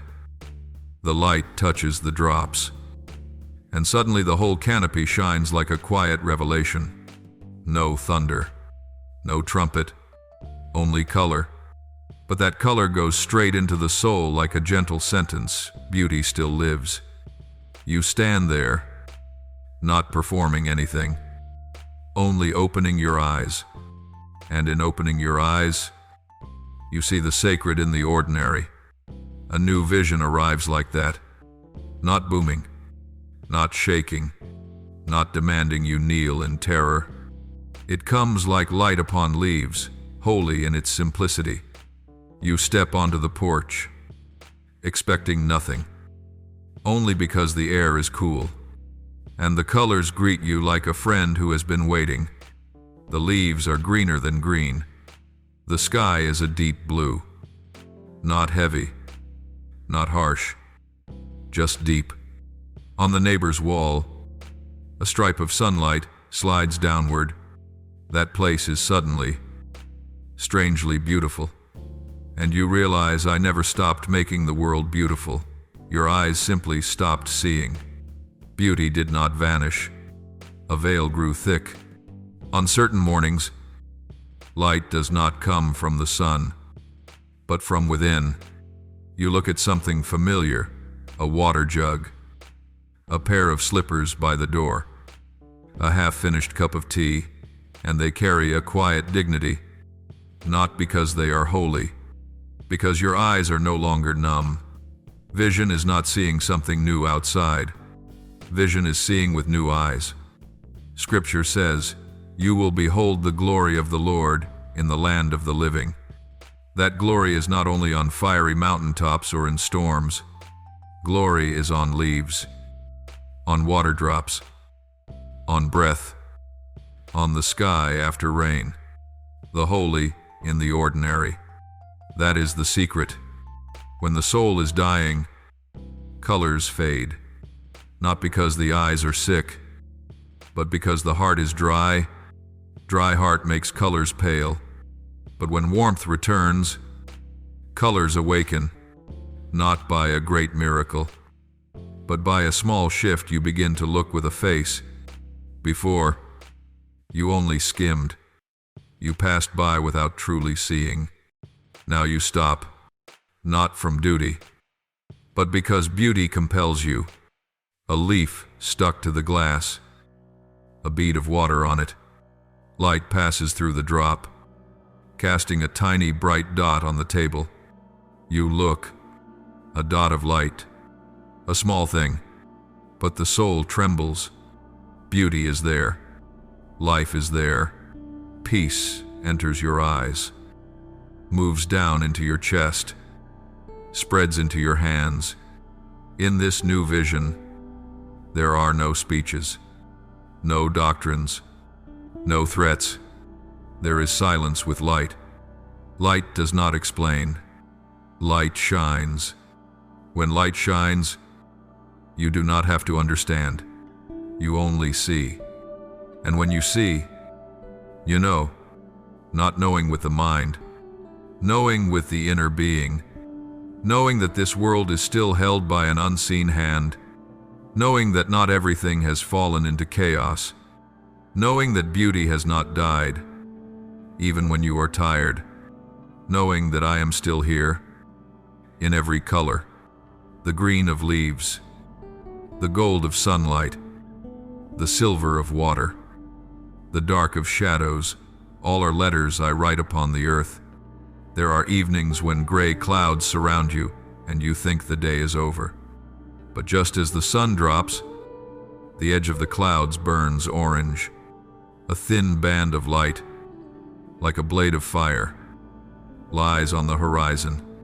No one in the city cries. A miracle people walk. Cars pass. Horns sound. But there, on the cloud edge, a secret flame is burning, not to draw attention. For whoever has eyes to see, you look, and your soul makes a small movement. It unwraps fatigue. A long day, many tasks, many noises, many heavy breaths. But that color loosens something inside you.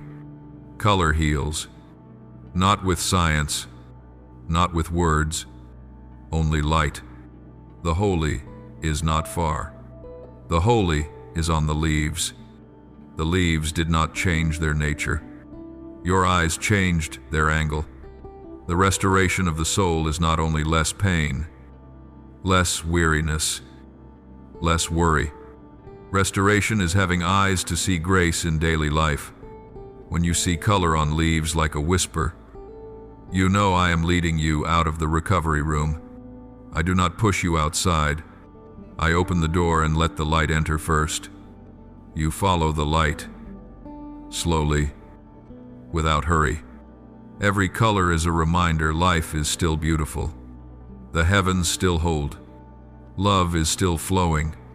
The soul is no longer gasping.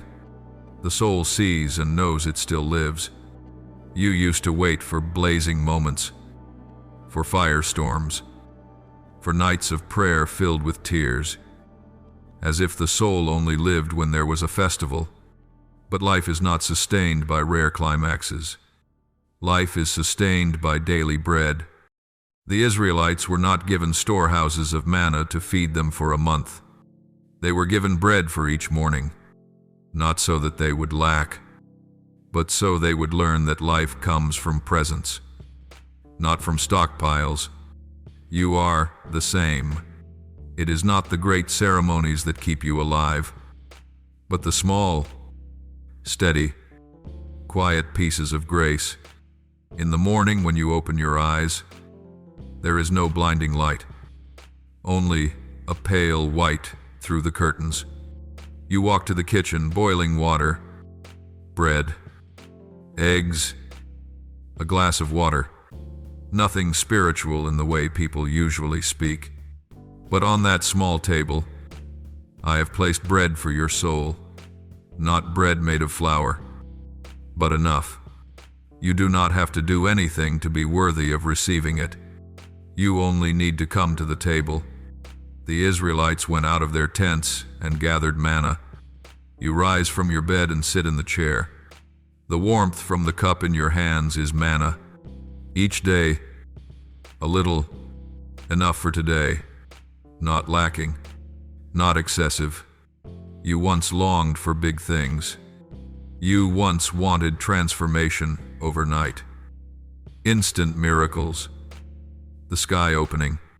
But when a soul is gasping, it is not the storm that saves it, but daily bread, small pieces, but steady. You drink when thirsty, eat when hungry, breathe when tired, and in every simple act, I sustain your soul, not with philosophy, but with presence. not with words, but with care. Spiritual life is not fireworks. Spiritual life is bread sufficient for each breath. At the table there is no incense, no hymns, no teaching, but there is a peace you cannot buy. You sit, hands around the cup, unhurried, and something seeps in, like oil into wood, like water into soil. You do not discover answers for everything. You do not write plans for the next season. You simply eat, and in eating, the soul is kept. No one suspects that a dining table can be an altar, not because of form, not because of ritual, but because your heart is softened before the grace of each ordinary day. There are afternoons when your mind spins with things to do, to solve, to prove. But when you sit down at the table, the sound of the spoon against the plate, the scent of hot rice, the sweat on a cold glass, these small details pull you out of the storm inside. You think you must fix everything. I only bring you to the table. Eat. I say, this is today's portion, not the month's portion, not the year's. Today's portion. Manna cannot be stored. Grace is the same. You receive for today, and today is enough. Tomorrow will have its own portion. You once feared ordinary days because you thought ordinary days were not sacred. But holy is not only found in festivals. Holy is where my presence is, and I am present in every day. The day you work, the day you are tired, the day you lie down with no desire for anything, the day you laugh at something small, the day you make coffee, the day you wash dishes, the day you hear the wind, I am there. Bread is placed on the table not with trumpets, but with quietness. No one declares, this is a miracle, but when you eat, you live. And in living, you know I have given. Satisfaction does not come from being full, but from knowing you are not left hungry. Enough does not come from filled barns, but from a portion each day. Those who walked in the wilderness did not die because they lacked miracles. They died when they forgot that manna fell each morning. Your soul withers when you look around and say, is this all? But when your eyes open, you see, this is life. A simple meal, a glass of water, a quiet moment. That is bread, not too little, not too much, and you live. It is not the violent thing that keeps the flame, but the steady thing, a small candle, if shielded from wind, can shine all night, but a blazing torch, if unattended, will die after a brief splendor. You have grown weary from chasing breakthrough moments, emotions that flare and fade, promises made in tears and forgotten the next day. You thought that living with me must mean events, climaxes, the extraordinary. But no, you do not need a great event to live. You only need to remain steady, simple, faithful in small things. Life with me is not chasing storms. It is guarding the light of a candle that does not go out. Every morning, when your feet touch the cold floor, that is already a prayer. No echoing sound, no polished words, only the awareness I am here. When you pour hot water, open the window, let the air in. You are practicing presence, not ritual, but relationship. You do not come to me to present victories. You come to be present. When a soul is faint, what it needs is not thunder, but warmth that stays, a blanket, a held hand, a steady breath. Big events overwhelm you. Steady presence keeps you alive. There are days, you think, Nothing happened. But you do not know that on those very days the soul was saved. No cheering, no smoke, no miracle to retell, only a soft peace over the heart, a clarity in the eyes, a new capacity to endure what once would have crushed you. Presence does not impress, but it sustains. The candle does not strive to blaze, it simply burns. And its burning is enough. You are the same. You do not need display, attention, or turning your life into an event. You only need to be with me. In ordinary days, with steady rhythm, in places no one notices. There, the soul finds its pulse again. I do not wait for you to be perfect before I draw near. I am near when you are weakest, messiest, most confused. But you often seek me in loud places, with big music, with crowds, in powerful moments. And I am there, but I am also in quiet, in the kitchen, in the room, in the car, on a waiting bench. When you sit down, relax your shoulders, breathe slowly, without analysis or judgment. Simply open your heart, that is, presence. No proclamation, no declaration, no achievement. Just remain. I am the breath beside you. There is no pressure in presence. Pressure comes from trying to prove you are worthy of love. But love does not demand worthiness. Love only asks that you come. People assume depth must be complicated, contemplative, filled with knowledge.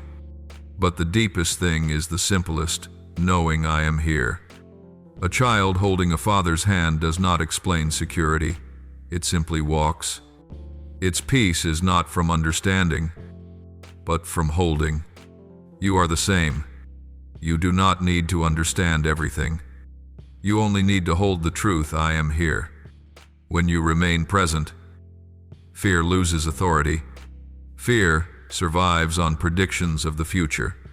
Presence lives by today. In the present, there is no confusion. Confusion only lives in what might be. The present only knows what is.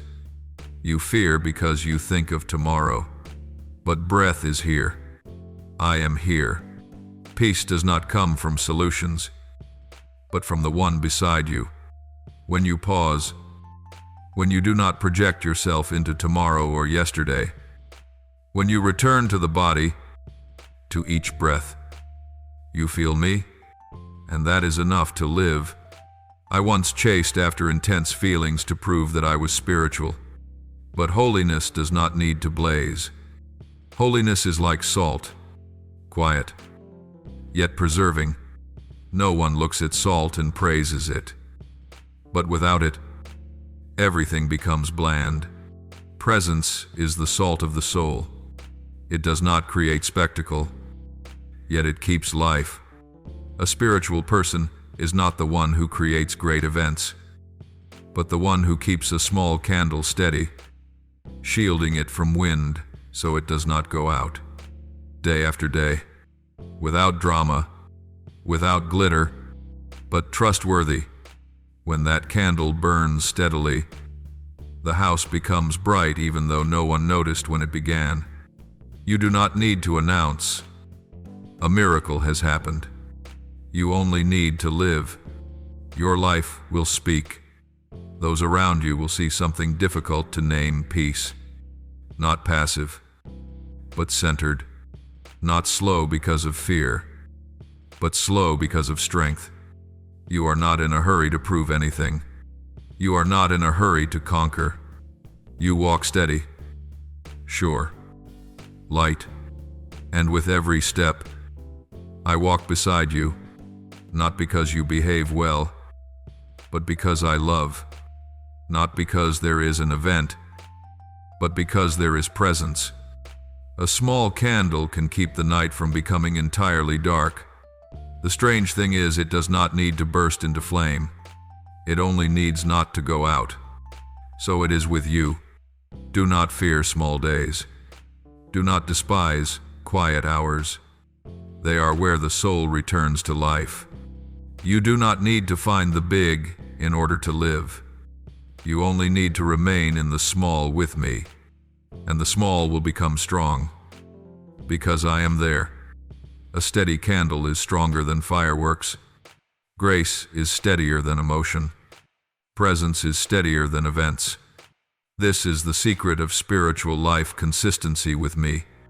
Every day once felt the same to you: waking up, getting ready, working, eating, replying to messages, finishing a few tasks, then tired again, then sleeping.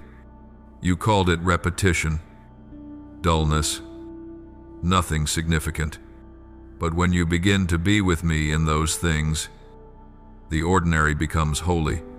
Not because you are doing something big, but because you know you are not alone. The kitchen is no longer merely a place to cook, but a place where grace rises like steam over the rice pot. The floor is no longer just where you walk, but the ground over which you walk with me.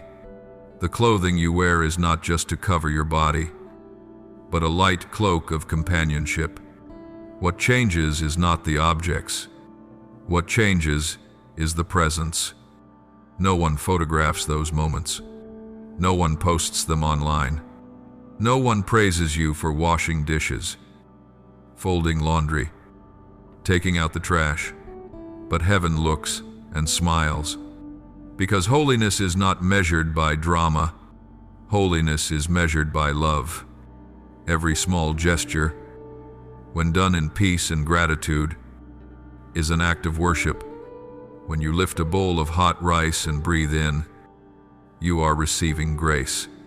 When you wipe the table, you are clearing dust from the heart. When you tidy the house, I tidy your soul. You do not separate spirit and body. You live whole. The spiritual is not only in church, it is also in the kitchen, in the bathroom, in the backyard. It is where you live and breathe. There was a time you thought you had to do something big to show faith. But the greatest thing is faithfulness in small things. I do not demand that you set records. I ask you to open your eyes. When you open your eyes, you begin to see what you once assumed was obvious: hot water flowing from the tap, clean clothes on the line, a meal on the table, a person sitting across from you, even in silence. These are gifts. You once lived afloat on an ocean of blessings without recognizing the water. Now you begin to feel. A grain of rice is no longer something that must be there, but a gift. You exhale, not from exhaustion, but from gratitude. When ordinary days become holy, you no longer rush to escape them. You used to live like someone standing at a door, always waiting for something special. But I do not build a doorway for great days and abandon the ordinary ones. I walk through every slow rhythm. Life is not only the moments worth remembering, but the moments worth living, and they often arrive without announcement. A quiet morning, a warm cup of water, a slant of light across the table, subtle. Yet this is where God walks. I do not wait for the house to be decorated before entering. I step in when the kitchen is messy, when the clothes are unfolded, when you are still fumbling. In this way, ordinary days become holy. When you see me in the kitchen, you will see me everywhere else. Not because the kitchen is sacred, but because you have awakened. You recognize presence in the sound of a spoon touching a plate, in the smell of sautéed onions, in the sound of boiling water, in the warmth from the stove. These things are not loud, yet they say I am here. No orchestra is needed, no lights, no incense, only a heart that knows I am near. And when the heart knows, it becomes light. The burdens lose their weight. The chores lose their dullness. Every small act, when done with me, becomes praise. A strange thing happens. You begin to look forward to the ordinary hours. Before, you avoided them. Now, you love them. Not because the work is more interesting, but because life is deeper. You no longer only seek events. You seek presence. You no longer only seek cheers. You seek breath. You no longer hope everything will change in order for you to be joyful. You are joyful because I am in everything, even in scrubbing pots and sweeping floors. This is the secret of those who have been healed. The world does not change color, but the eyes do. When the eyes change, the kitchen becomes a sanctuary. The meal becomes an offering. Clothing becomes a cloak. The floor becomes a pilgrimage path. You walk on wood, but truly, you are walking on blessing. No one knows, but the soul knows. No one applauds, but heaven rejoices. For nothing is ordinary when God is there. You do not need to climb a mountain. The mountain is in the kitchen. The flame is on the dining table. Peace rises with the steam. Every small rhythm of life, when lived with me, becomes holy. Silence once frightened you. You thought it was an empty space with no sound, no movement, no words. You imagined silence as a tomb where the soul is buried, forgotten, frozen. But when you began to be with me, silence changed meaning. It was no longer a place of death. It became soil. Soil is not loud. Soil does not boast. Soil simply lies there, dark, damp, waiting. When a seed falls in, no one sees what happens in the night. But in the morning, something small, green, fragile, lifts its head. Silence is like that. It is not an ending. It is a beginning. You once avoided silence as you would avoid sickness. Whenever the house was quiet, you turned on music. Whenever your heart was empty, you called someone. Whenever night came, you looked for a screen so you would not hear the inner voice. You thought noise was life, but noise only covers. Life comes in silence. A seed does not open in the marketplace. It opens in hidden soil. A soul does not recover in shouting. It recovers in slow breathing. I do not invite you into the desert to punish. I bring you into silence to plant. No one sees the seed when it cracks. No one hears the roots searching for water. No one knows when life shifts from latent to visible. But heaven sees. And I see. You once believed that the time spent sitting still was wasted. But that is when the seed digs deep. When your heart quiets. When the noise outside no longer pulls you. When the questions in your mind are willing to fall silent for a moment. Something new begins. Roots grow.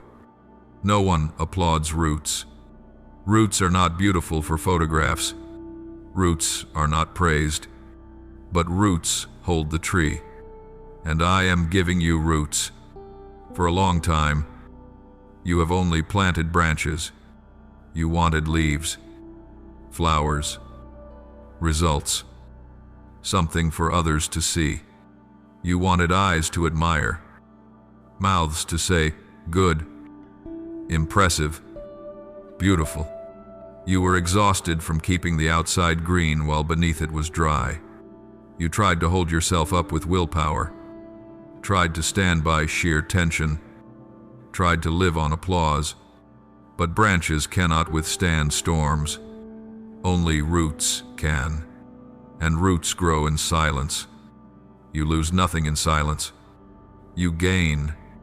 The damp soil does not steal the seed. The damp soil embraces it. The tears you shed are not wasted. They are rain for the earth. They soften what was hard. They make way for the sprout to find its path upward. There were moments when you thought you were dead. No fire, no feeling, no beautiful prayers, no zeal. You sat still and did not know what to say. You felt empty. But emptiness is not death. Emptiness is earth being dug. Every seed needs a hollow space, not to disappear, but to have room to sprout. I do not leave you in silence to punish. I hold you in silence to save. You thought you were being buried, but in truth, you were being planted. Life does not need a stage. It needs shade and moisture. So does your soul. People often demand a grand sign, but the greatest sign is quiet life. One day you look back and realize you are no longer as fragile as before. A small thing no longer breaks you. A hard word no longer pierces. A painful memory no longer stings. You cannot name the exact day when the roots grew, but they did. The moist earth did its work. Silence did not kill you. Silence saved you. A new season does not always begin with fanfare. Sometimes it begins with a scent, the smell of damp soil after rain, the smell of new grass, the smell of early morning. You do not shout. Do not jump. Do not announce anything. You simply breathe and know something has changed. You hear the birds, and your heart softens. You see a line of light on the table, and your chest warms. Nothing spectacular, something delicate, but delicate is enough when the soul is healing. I do not need a storm to prove I have come. I come in a breeze. I come in a drop of water. I come in a shoot, and you receive. Quiet days become the sowing season. No one applauds the sower, but no one reaps without sowing. A seed must be hidden. The hiding protects it from birds, from harsh sun, from wind. I keep your soul the way I keep a seed. You feel unseen, unnoticed, unknown. But in that hidden place, something precious is happening. Not every good thing is loud. The best things are often quiet. Breath is quiet. Heartbeat is quiet. Life is quiet. It is steady, deep, and true. Silence is no longer a grave. It becomes soil. Each time you sit, doing nothing but breathing, not trying to prove anything, not trying to create feeling, you are sowing. Every moment you endure stillness, you let the roots go down. Every breath you receive, you let the sprout prepare. I do not rush you to break through the soil. I know the season. I know the earth. I know the roots. You only need to be. I take care of the rest. One day, you will stand and not know where the strength came from. One day, you will speak a gentle word that heals someone else. One day, you will step out, not with echoing sound, but with life. And when others ask where did it come from, you will not know how to point, because it came from silence. It came from soil. It came from me. No one sees the sowing, but everyone sees the harvest. No one praises those days. No one records them as miracles. No one writes a diary saying they watered a plant, swept the yard, walked around the house, washed vegetables, rearranged a few chairs. Those days seem forgettable, but those very forgettable days feed the roots. Roots do not ask for an audience. Roots only go down. Every drop of water, every pause, every breath becomes nourishment. Everything that looked meaningless becomes the resource for what is to come. The soul is not made to live on fireworks. The soul is made to live on deep roots, and deep roots are fed by ordinary days. You once despised days without signs. You called them wasted. You thought you were not progressing, not changing, not doing anything significant. But you did not know that roots grow in silence, not when the flower blooms, but beneath the earth where no one sees. Every durable success in life begins this way, quiet, hidden, slow, not because I am slow, because I am steady. I do not grow your soul like grass overnight. I grow you like an ancient tree. An ancient tree needs time. It needs seasons of rain, of sun, of wind, of cold. Every season contributes, and every day feeds the roots. In the garden, I tend. Some trees are not immediately beautiful. Their trunks may be rough. Their branches may be sparse. No one stops to take photos of them. But wind does not break them. Rain does not knock them down. Storms pass, and they remain. Because beneath the soil is a woven network of roots, gripping stone, holding earth. You may not look beautiful in every moment. You may not shine in every season. But I am nurturing what eyes cannot see: endurance. Endurance is the most unsung miracle, and the strongest. Flames that flare up quickly die. Hidden roots hold for a lifetime. There are days you look around and feel you have accomplished nothing. Work is just work. Family is just family. Worry is still worry. You think nothing is moving, but in the deep place, something is moving. You speak a patient word instead of a harsh one. You keep quiet instead of arguing. You go to bed at a sensible hour instead of exhausting yourself. You eat a simple but wholesome meal. You say, "Thank you." You tidy a corner of the house. These things are small, but small is where roots mark their place. A tree does not need celebration to grow. A tree needs earth. Your life does not need applause to deepen. Your life needs foundation. I see each of those things, and I call them significant, not because they are impressive, but because they endure. A soul is not saved only by one miracle. A soul is saved by daily choices. No choice is too small. A spoon of water to the roots is better than a bucket poured once and forgotten for a month. I do not ask you to do the extraordinary. I ask you to be consistent. Consistency does not impress, but consistency builds a life. People will look at you and say, "You have not changed much." But I will look and say, "You are deeper." One day the wind will rise. One day difficulty will come. One day the storm will test the tree. And in that moment you will know the value of days that seemed meaningless. You will stand when others break. You will be at peace when others panic. You will be soft when others harden. Not because you are stronger, because you are deeper. I am sowing deeper than you can see.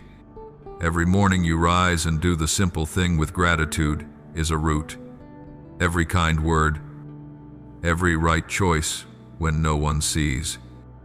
Every care for body and soul becomes a root. No one sees, but I see. A garden is not beautiful at planting time. It is beautiful at blooming time. But there is no blooming without planting. I do not rush you to bloom. I want you to have roots so you can bloom without breaking. Many souls bloom quickly, brilliant, dazzling, but with thin roots. When the wind changes, they fall. I do not want that for you. I want you to stand long. I want you to give shade to others. I want you to stay green through many seasons. I am feeding roots through all your seemingly meaningless days. You do not see the results immediately, but you are living in a quiet miracle. Do not despise small days. Do not despise hours without events. Do not despise consistency. This is how I deepen the soul. You are planted to stand. You are made to endure. Every step, every breath, every spoon of water, every gentle word, every patience contributes to one great truth. You will not break when the storm comes. That is grace. No one praises the roots, but roots are where life is. The meaningless days lived with me are not meaningless. They are the house of roots, and roots are the house of endurance. No one would have believed that a soul once so weak it could not hear its own breathing could become strong. But when a soul has been revived, it is no longer the one searching for shelter. It becomes shelter, not through noise, but through shade, not through dazzling declarations, but through quiet presence. People do not come because they see a sign. They come because when they stand near you, they breathe easier. You do not need to explain. The life within you explains itself. A tree does not say, "I give shade." It simply stands, and shade appears. The years when you thought you were about to fall were the years I was digging deep. When you thought you were dying, I was feeding roots. When you thought you had no hope left, I was keeping breath for this hour. And this hour has come. You no longer cling to life. Life clings to you. You no longer fight others to be seen. You become the place others seek. Not because you are perfect, but because you have been healed. The wound has closed, but the scar has become a door. Others look at the scar and see hope. They see something that once hurt, and now no longer does. They see what seemed dead now alive. A soul that has been saved does not keep light for itself. Light flows out, not through effort, but through nature. Like a shade tree spreading without knowing, like roots drinking deep water without boasting. Others, weary, will stand under your branches and find coolness. Those who are afraid will feel safe near you. Those who are dry will feel moisture. No one can tell exactly when a tree becomes a refuge. It only grows long enough, stands long enough, remains long enough. So it is with you. No advertisement, no self-promotion. You only need to stand. When you stand with me, your shadow stretches over many. Birds of the air will come and rest. The weak will lie down in the shade. The lost will find direction again. You are not the source. I am the source. But you become the place where the source is shown. You do not need to work miracles. You only need to live. Miracles will happen around you, a small word that heals, a single glance that lifts someone, a silence that saves a person from despair, not by your strength, by the life within you. That life once struggled to survive, but now it overflows. It is no longer only enough for you. It pours out. What you once feared has become your strongest place. Where you were once weak has now become a doorway. Others will come and ask, "How did you not fall?" And you will not talk about techniques. You will talk about the source. You will remember the silent hours, the damp soil, the roots growing where no one could see. You will remember that the storm passed and you did not break. And now, when the wind blows, you only rustle your leaves. Unafraid, you have been placed here to shelter, to hold, to love, not as a hero, as a tree. When a soul that once struggled to breathe is revived, it becomes a home, not with brick walls, but with shadow, not with locked doors, but with love. Others can rest beside you without explanation. They do not need to present themselves, they only need to be. Because there is a soul that once struggled and understands. There is a heart that once hurt and knows how to listen. There is a tree that once stood in the wind and knows how to shield. This is soft glory, not showy, not boastful, yet radiant. No thunder, yet bright. No one crowns a tree. A tree simply stands, but heaven crowns. Now you do not live to prove, but to shine, not with blinding light, but gentle light, not with haste, but with endurance. People come and go, and beneath the branches they live a little more. They breathe, they remember, they hope. You are called to be such a place, not because you are enough, but because I am in you, not because you have no scars, but because the scars have been anointed. Life does not flow from perfection, it flows from presence. No one sees the moment when a soul shifts from gasping to steady. No bell rings, no certificate of recovery. One day you simply realize that you are no longer afraid of life. You stand without trembling. You enter the day without bracing. You hear the noise of living without suffocating. This did not come from willpower. It came from presence. I was with you in the dark hours, in the sleepless nights, in the long silences like desert. I laid my hand on your chest and kept the rhythm. Now, when you breathe normally, you think it is obvious, but it is a miracle, a quiet, tender, enduring miracle. When a soul is revived, it no longer looks at life through fear. It sees through gratitude. Wind is no longer a threat. Wind becomes a song. Rain is no longer danger. Rain becomes nourishment. The things you once avoided, you now receive. Not because they have become easier, because you have become deeper. Every revived soul has a sign they are no longer in a hurry.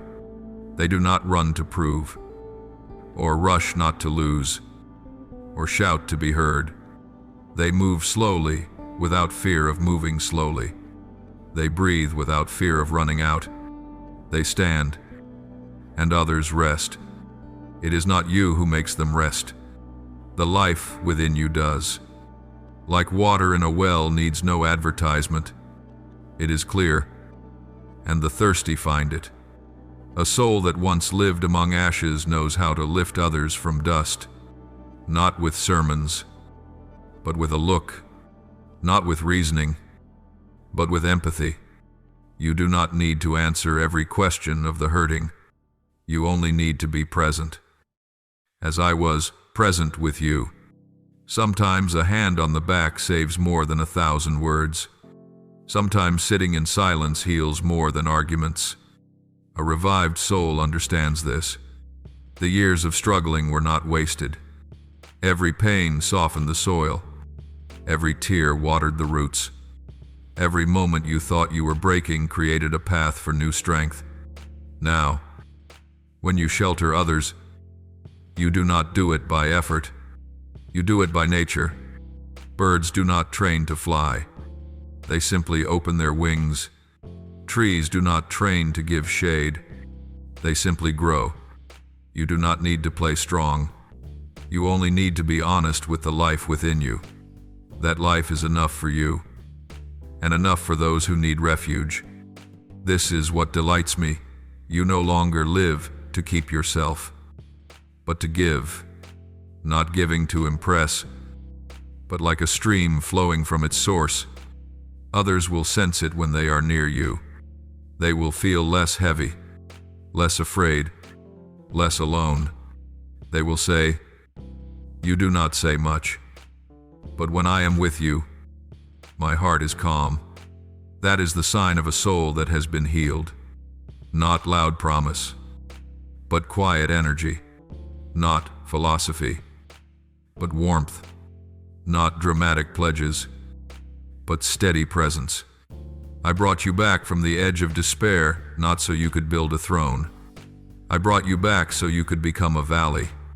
The weary will find a place to lie down in the valley. The tired will rest and breathe. The mentally worn will feel their minds soften. A soul that once gasped for life does not fear the wounds of others. It does not retreat from tears. It is not confused by silence. It has sat in the dark before. It knows how to sit with someone there without panic. This is one of the rarest gifts. You can stay with pain without trying to fix it, without fleeing, without preaching. And then, one day, you will hear laughter from the mouth of someone who has known only sighs. You will see light in the eyes of someone who has only looked down. You will see a back straighten where there used to be a stoop. You will not need to take credit. You will know that it is the miracle of life flowing through you. No one owns life. Life belongs to me. But I rejoice when life flows through those who once thirsted. No one can fully describe what happens when a healed soul becomes a shelter. These things are not theories. They are people, hearts, breath, and the gentle whisper, "You are not alone." You will have days when no one comes. Those days are not wasted. A tree does not always have birds resting in its branches, but the shade remains. The sun does not always shine, but the roots still drink. You do not always speak, but the soul still lives. Every moment you live truthfully with me, you enrich the soil for others. Every right choice, however small, becomes a petal falling to the base, making humus. Every time you forgive, you yield, you love, you are quiet, you care, you persevere. Everything becomes nourishment for something others assume just happened. This is soft glory, not dazzling, but deep, not explosive, but enduring, not loud, but steady. One day, people will say, "You are a blessing to this house." No one will know exactly why, but I know, because you were healed, because you were placed in the right place, because you no longer live by fear, but by life. And that life does not end with you. It spreads. When you sit down and look back over the journey, you will see something strange. Not a single moment was truly wasted. Even the dark hours, the empty days, the long sleepless nights all became soil. You thought you were withering, but I was feeding roots. You thought you were vanishing, but I was planting. Nothing in your life was meaningless when I was there. You did not always feel me, but that did not place me far. Every breath you received, I was near like warm mist against a window. Every step you took, I walked with you. Life does not return once and stop, it continues. Every morning you wake, your body needs breath again. Your mind needs peace again. Your soul needs light again. Your life is not a treasure to be locked away, but a current. You are given in order to give, not by strain, but by abundance. When you live in peace, you cannot keep peace for yourself. It radiates to those around you. When you have light, you do not need to try to shine. The light spreads on its own. I do not love you so you become a slave to duty. I love you so you may live spaciously. You were made to breathe, to love, to shelter, to stand. And your standing in life will support others. Now you have learned a secret: storms do not choose the strong. Roots choose the enduring. You have learned how to sit in silence without losing yourself. You have learned to feel again the small things you once ignored. You have learned to watch a new season from its sprouts, not from its cheering. No one can take these from you. The old season no longer has power over you. The noise can no longer crush you. You stand, not because you are better than others, but because you have been held. A soul that was once fragile now lives not by strain, but by grace. When the coming days arrive, you will find yourself walking lightly, not hurried to prove, not afraid to lose, not thirsty for events. You will receive each moment as daily bread. Every breath is a gift, every meal a grace, every kind word a seed. You do not yet know all that I am preparing, but you know this: I will not leave you in the shadows. I will lead you through, step by step, breath by breath, day by day. No noise required, no haste. You only need to open your heart and live. If tomorrow brings wind, you will not break, not because you are strong, but because you are deep. If someone needs shade, you will cover them, not because you are perfect, but because you are healed. If someone asks why you are at peace, you only need to speak the simple truth: I am here. I have always been here. And you are living in that light. Now breathe deeply and step forward. Not to prove, not to win, simply to live. This life is my gift to you, and no one can steal it. You are not alone. Every rhythm, every step, every day. Now live, I am here. Thank you for listening to this message today. Please subscribe and turn on notifications so we may receive the living words together, build a steadfast faith, and walk in the boundless love of God. Amen.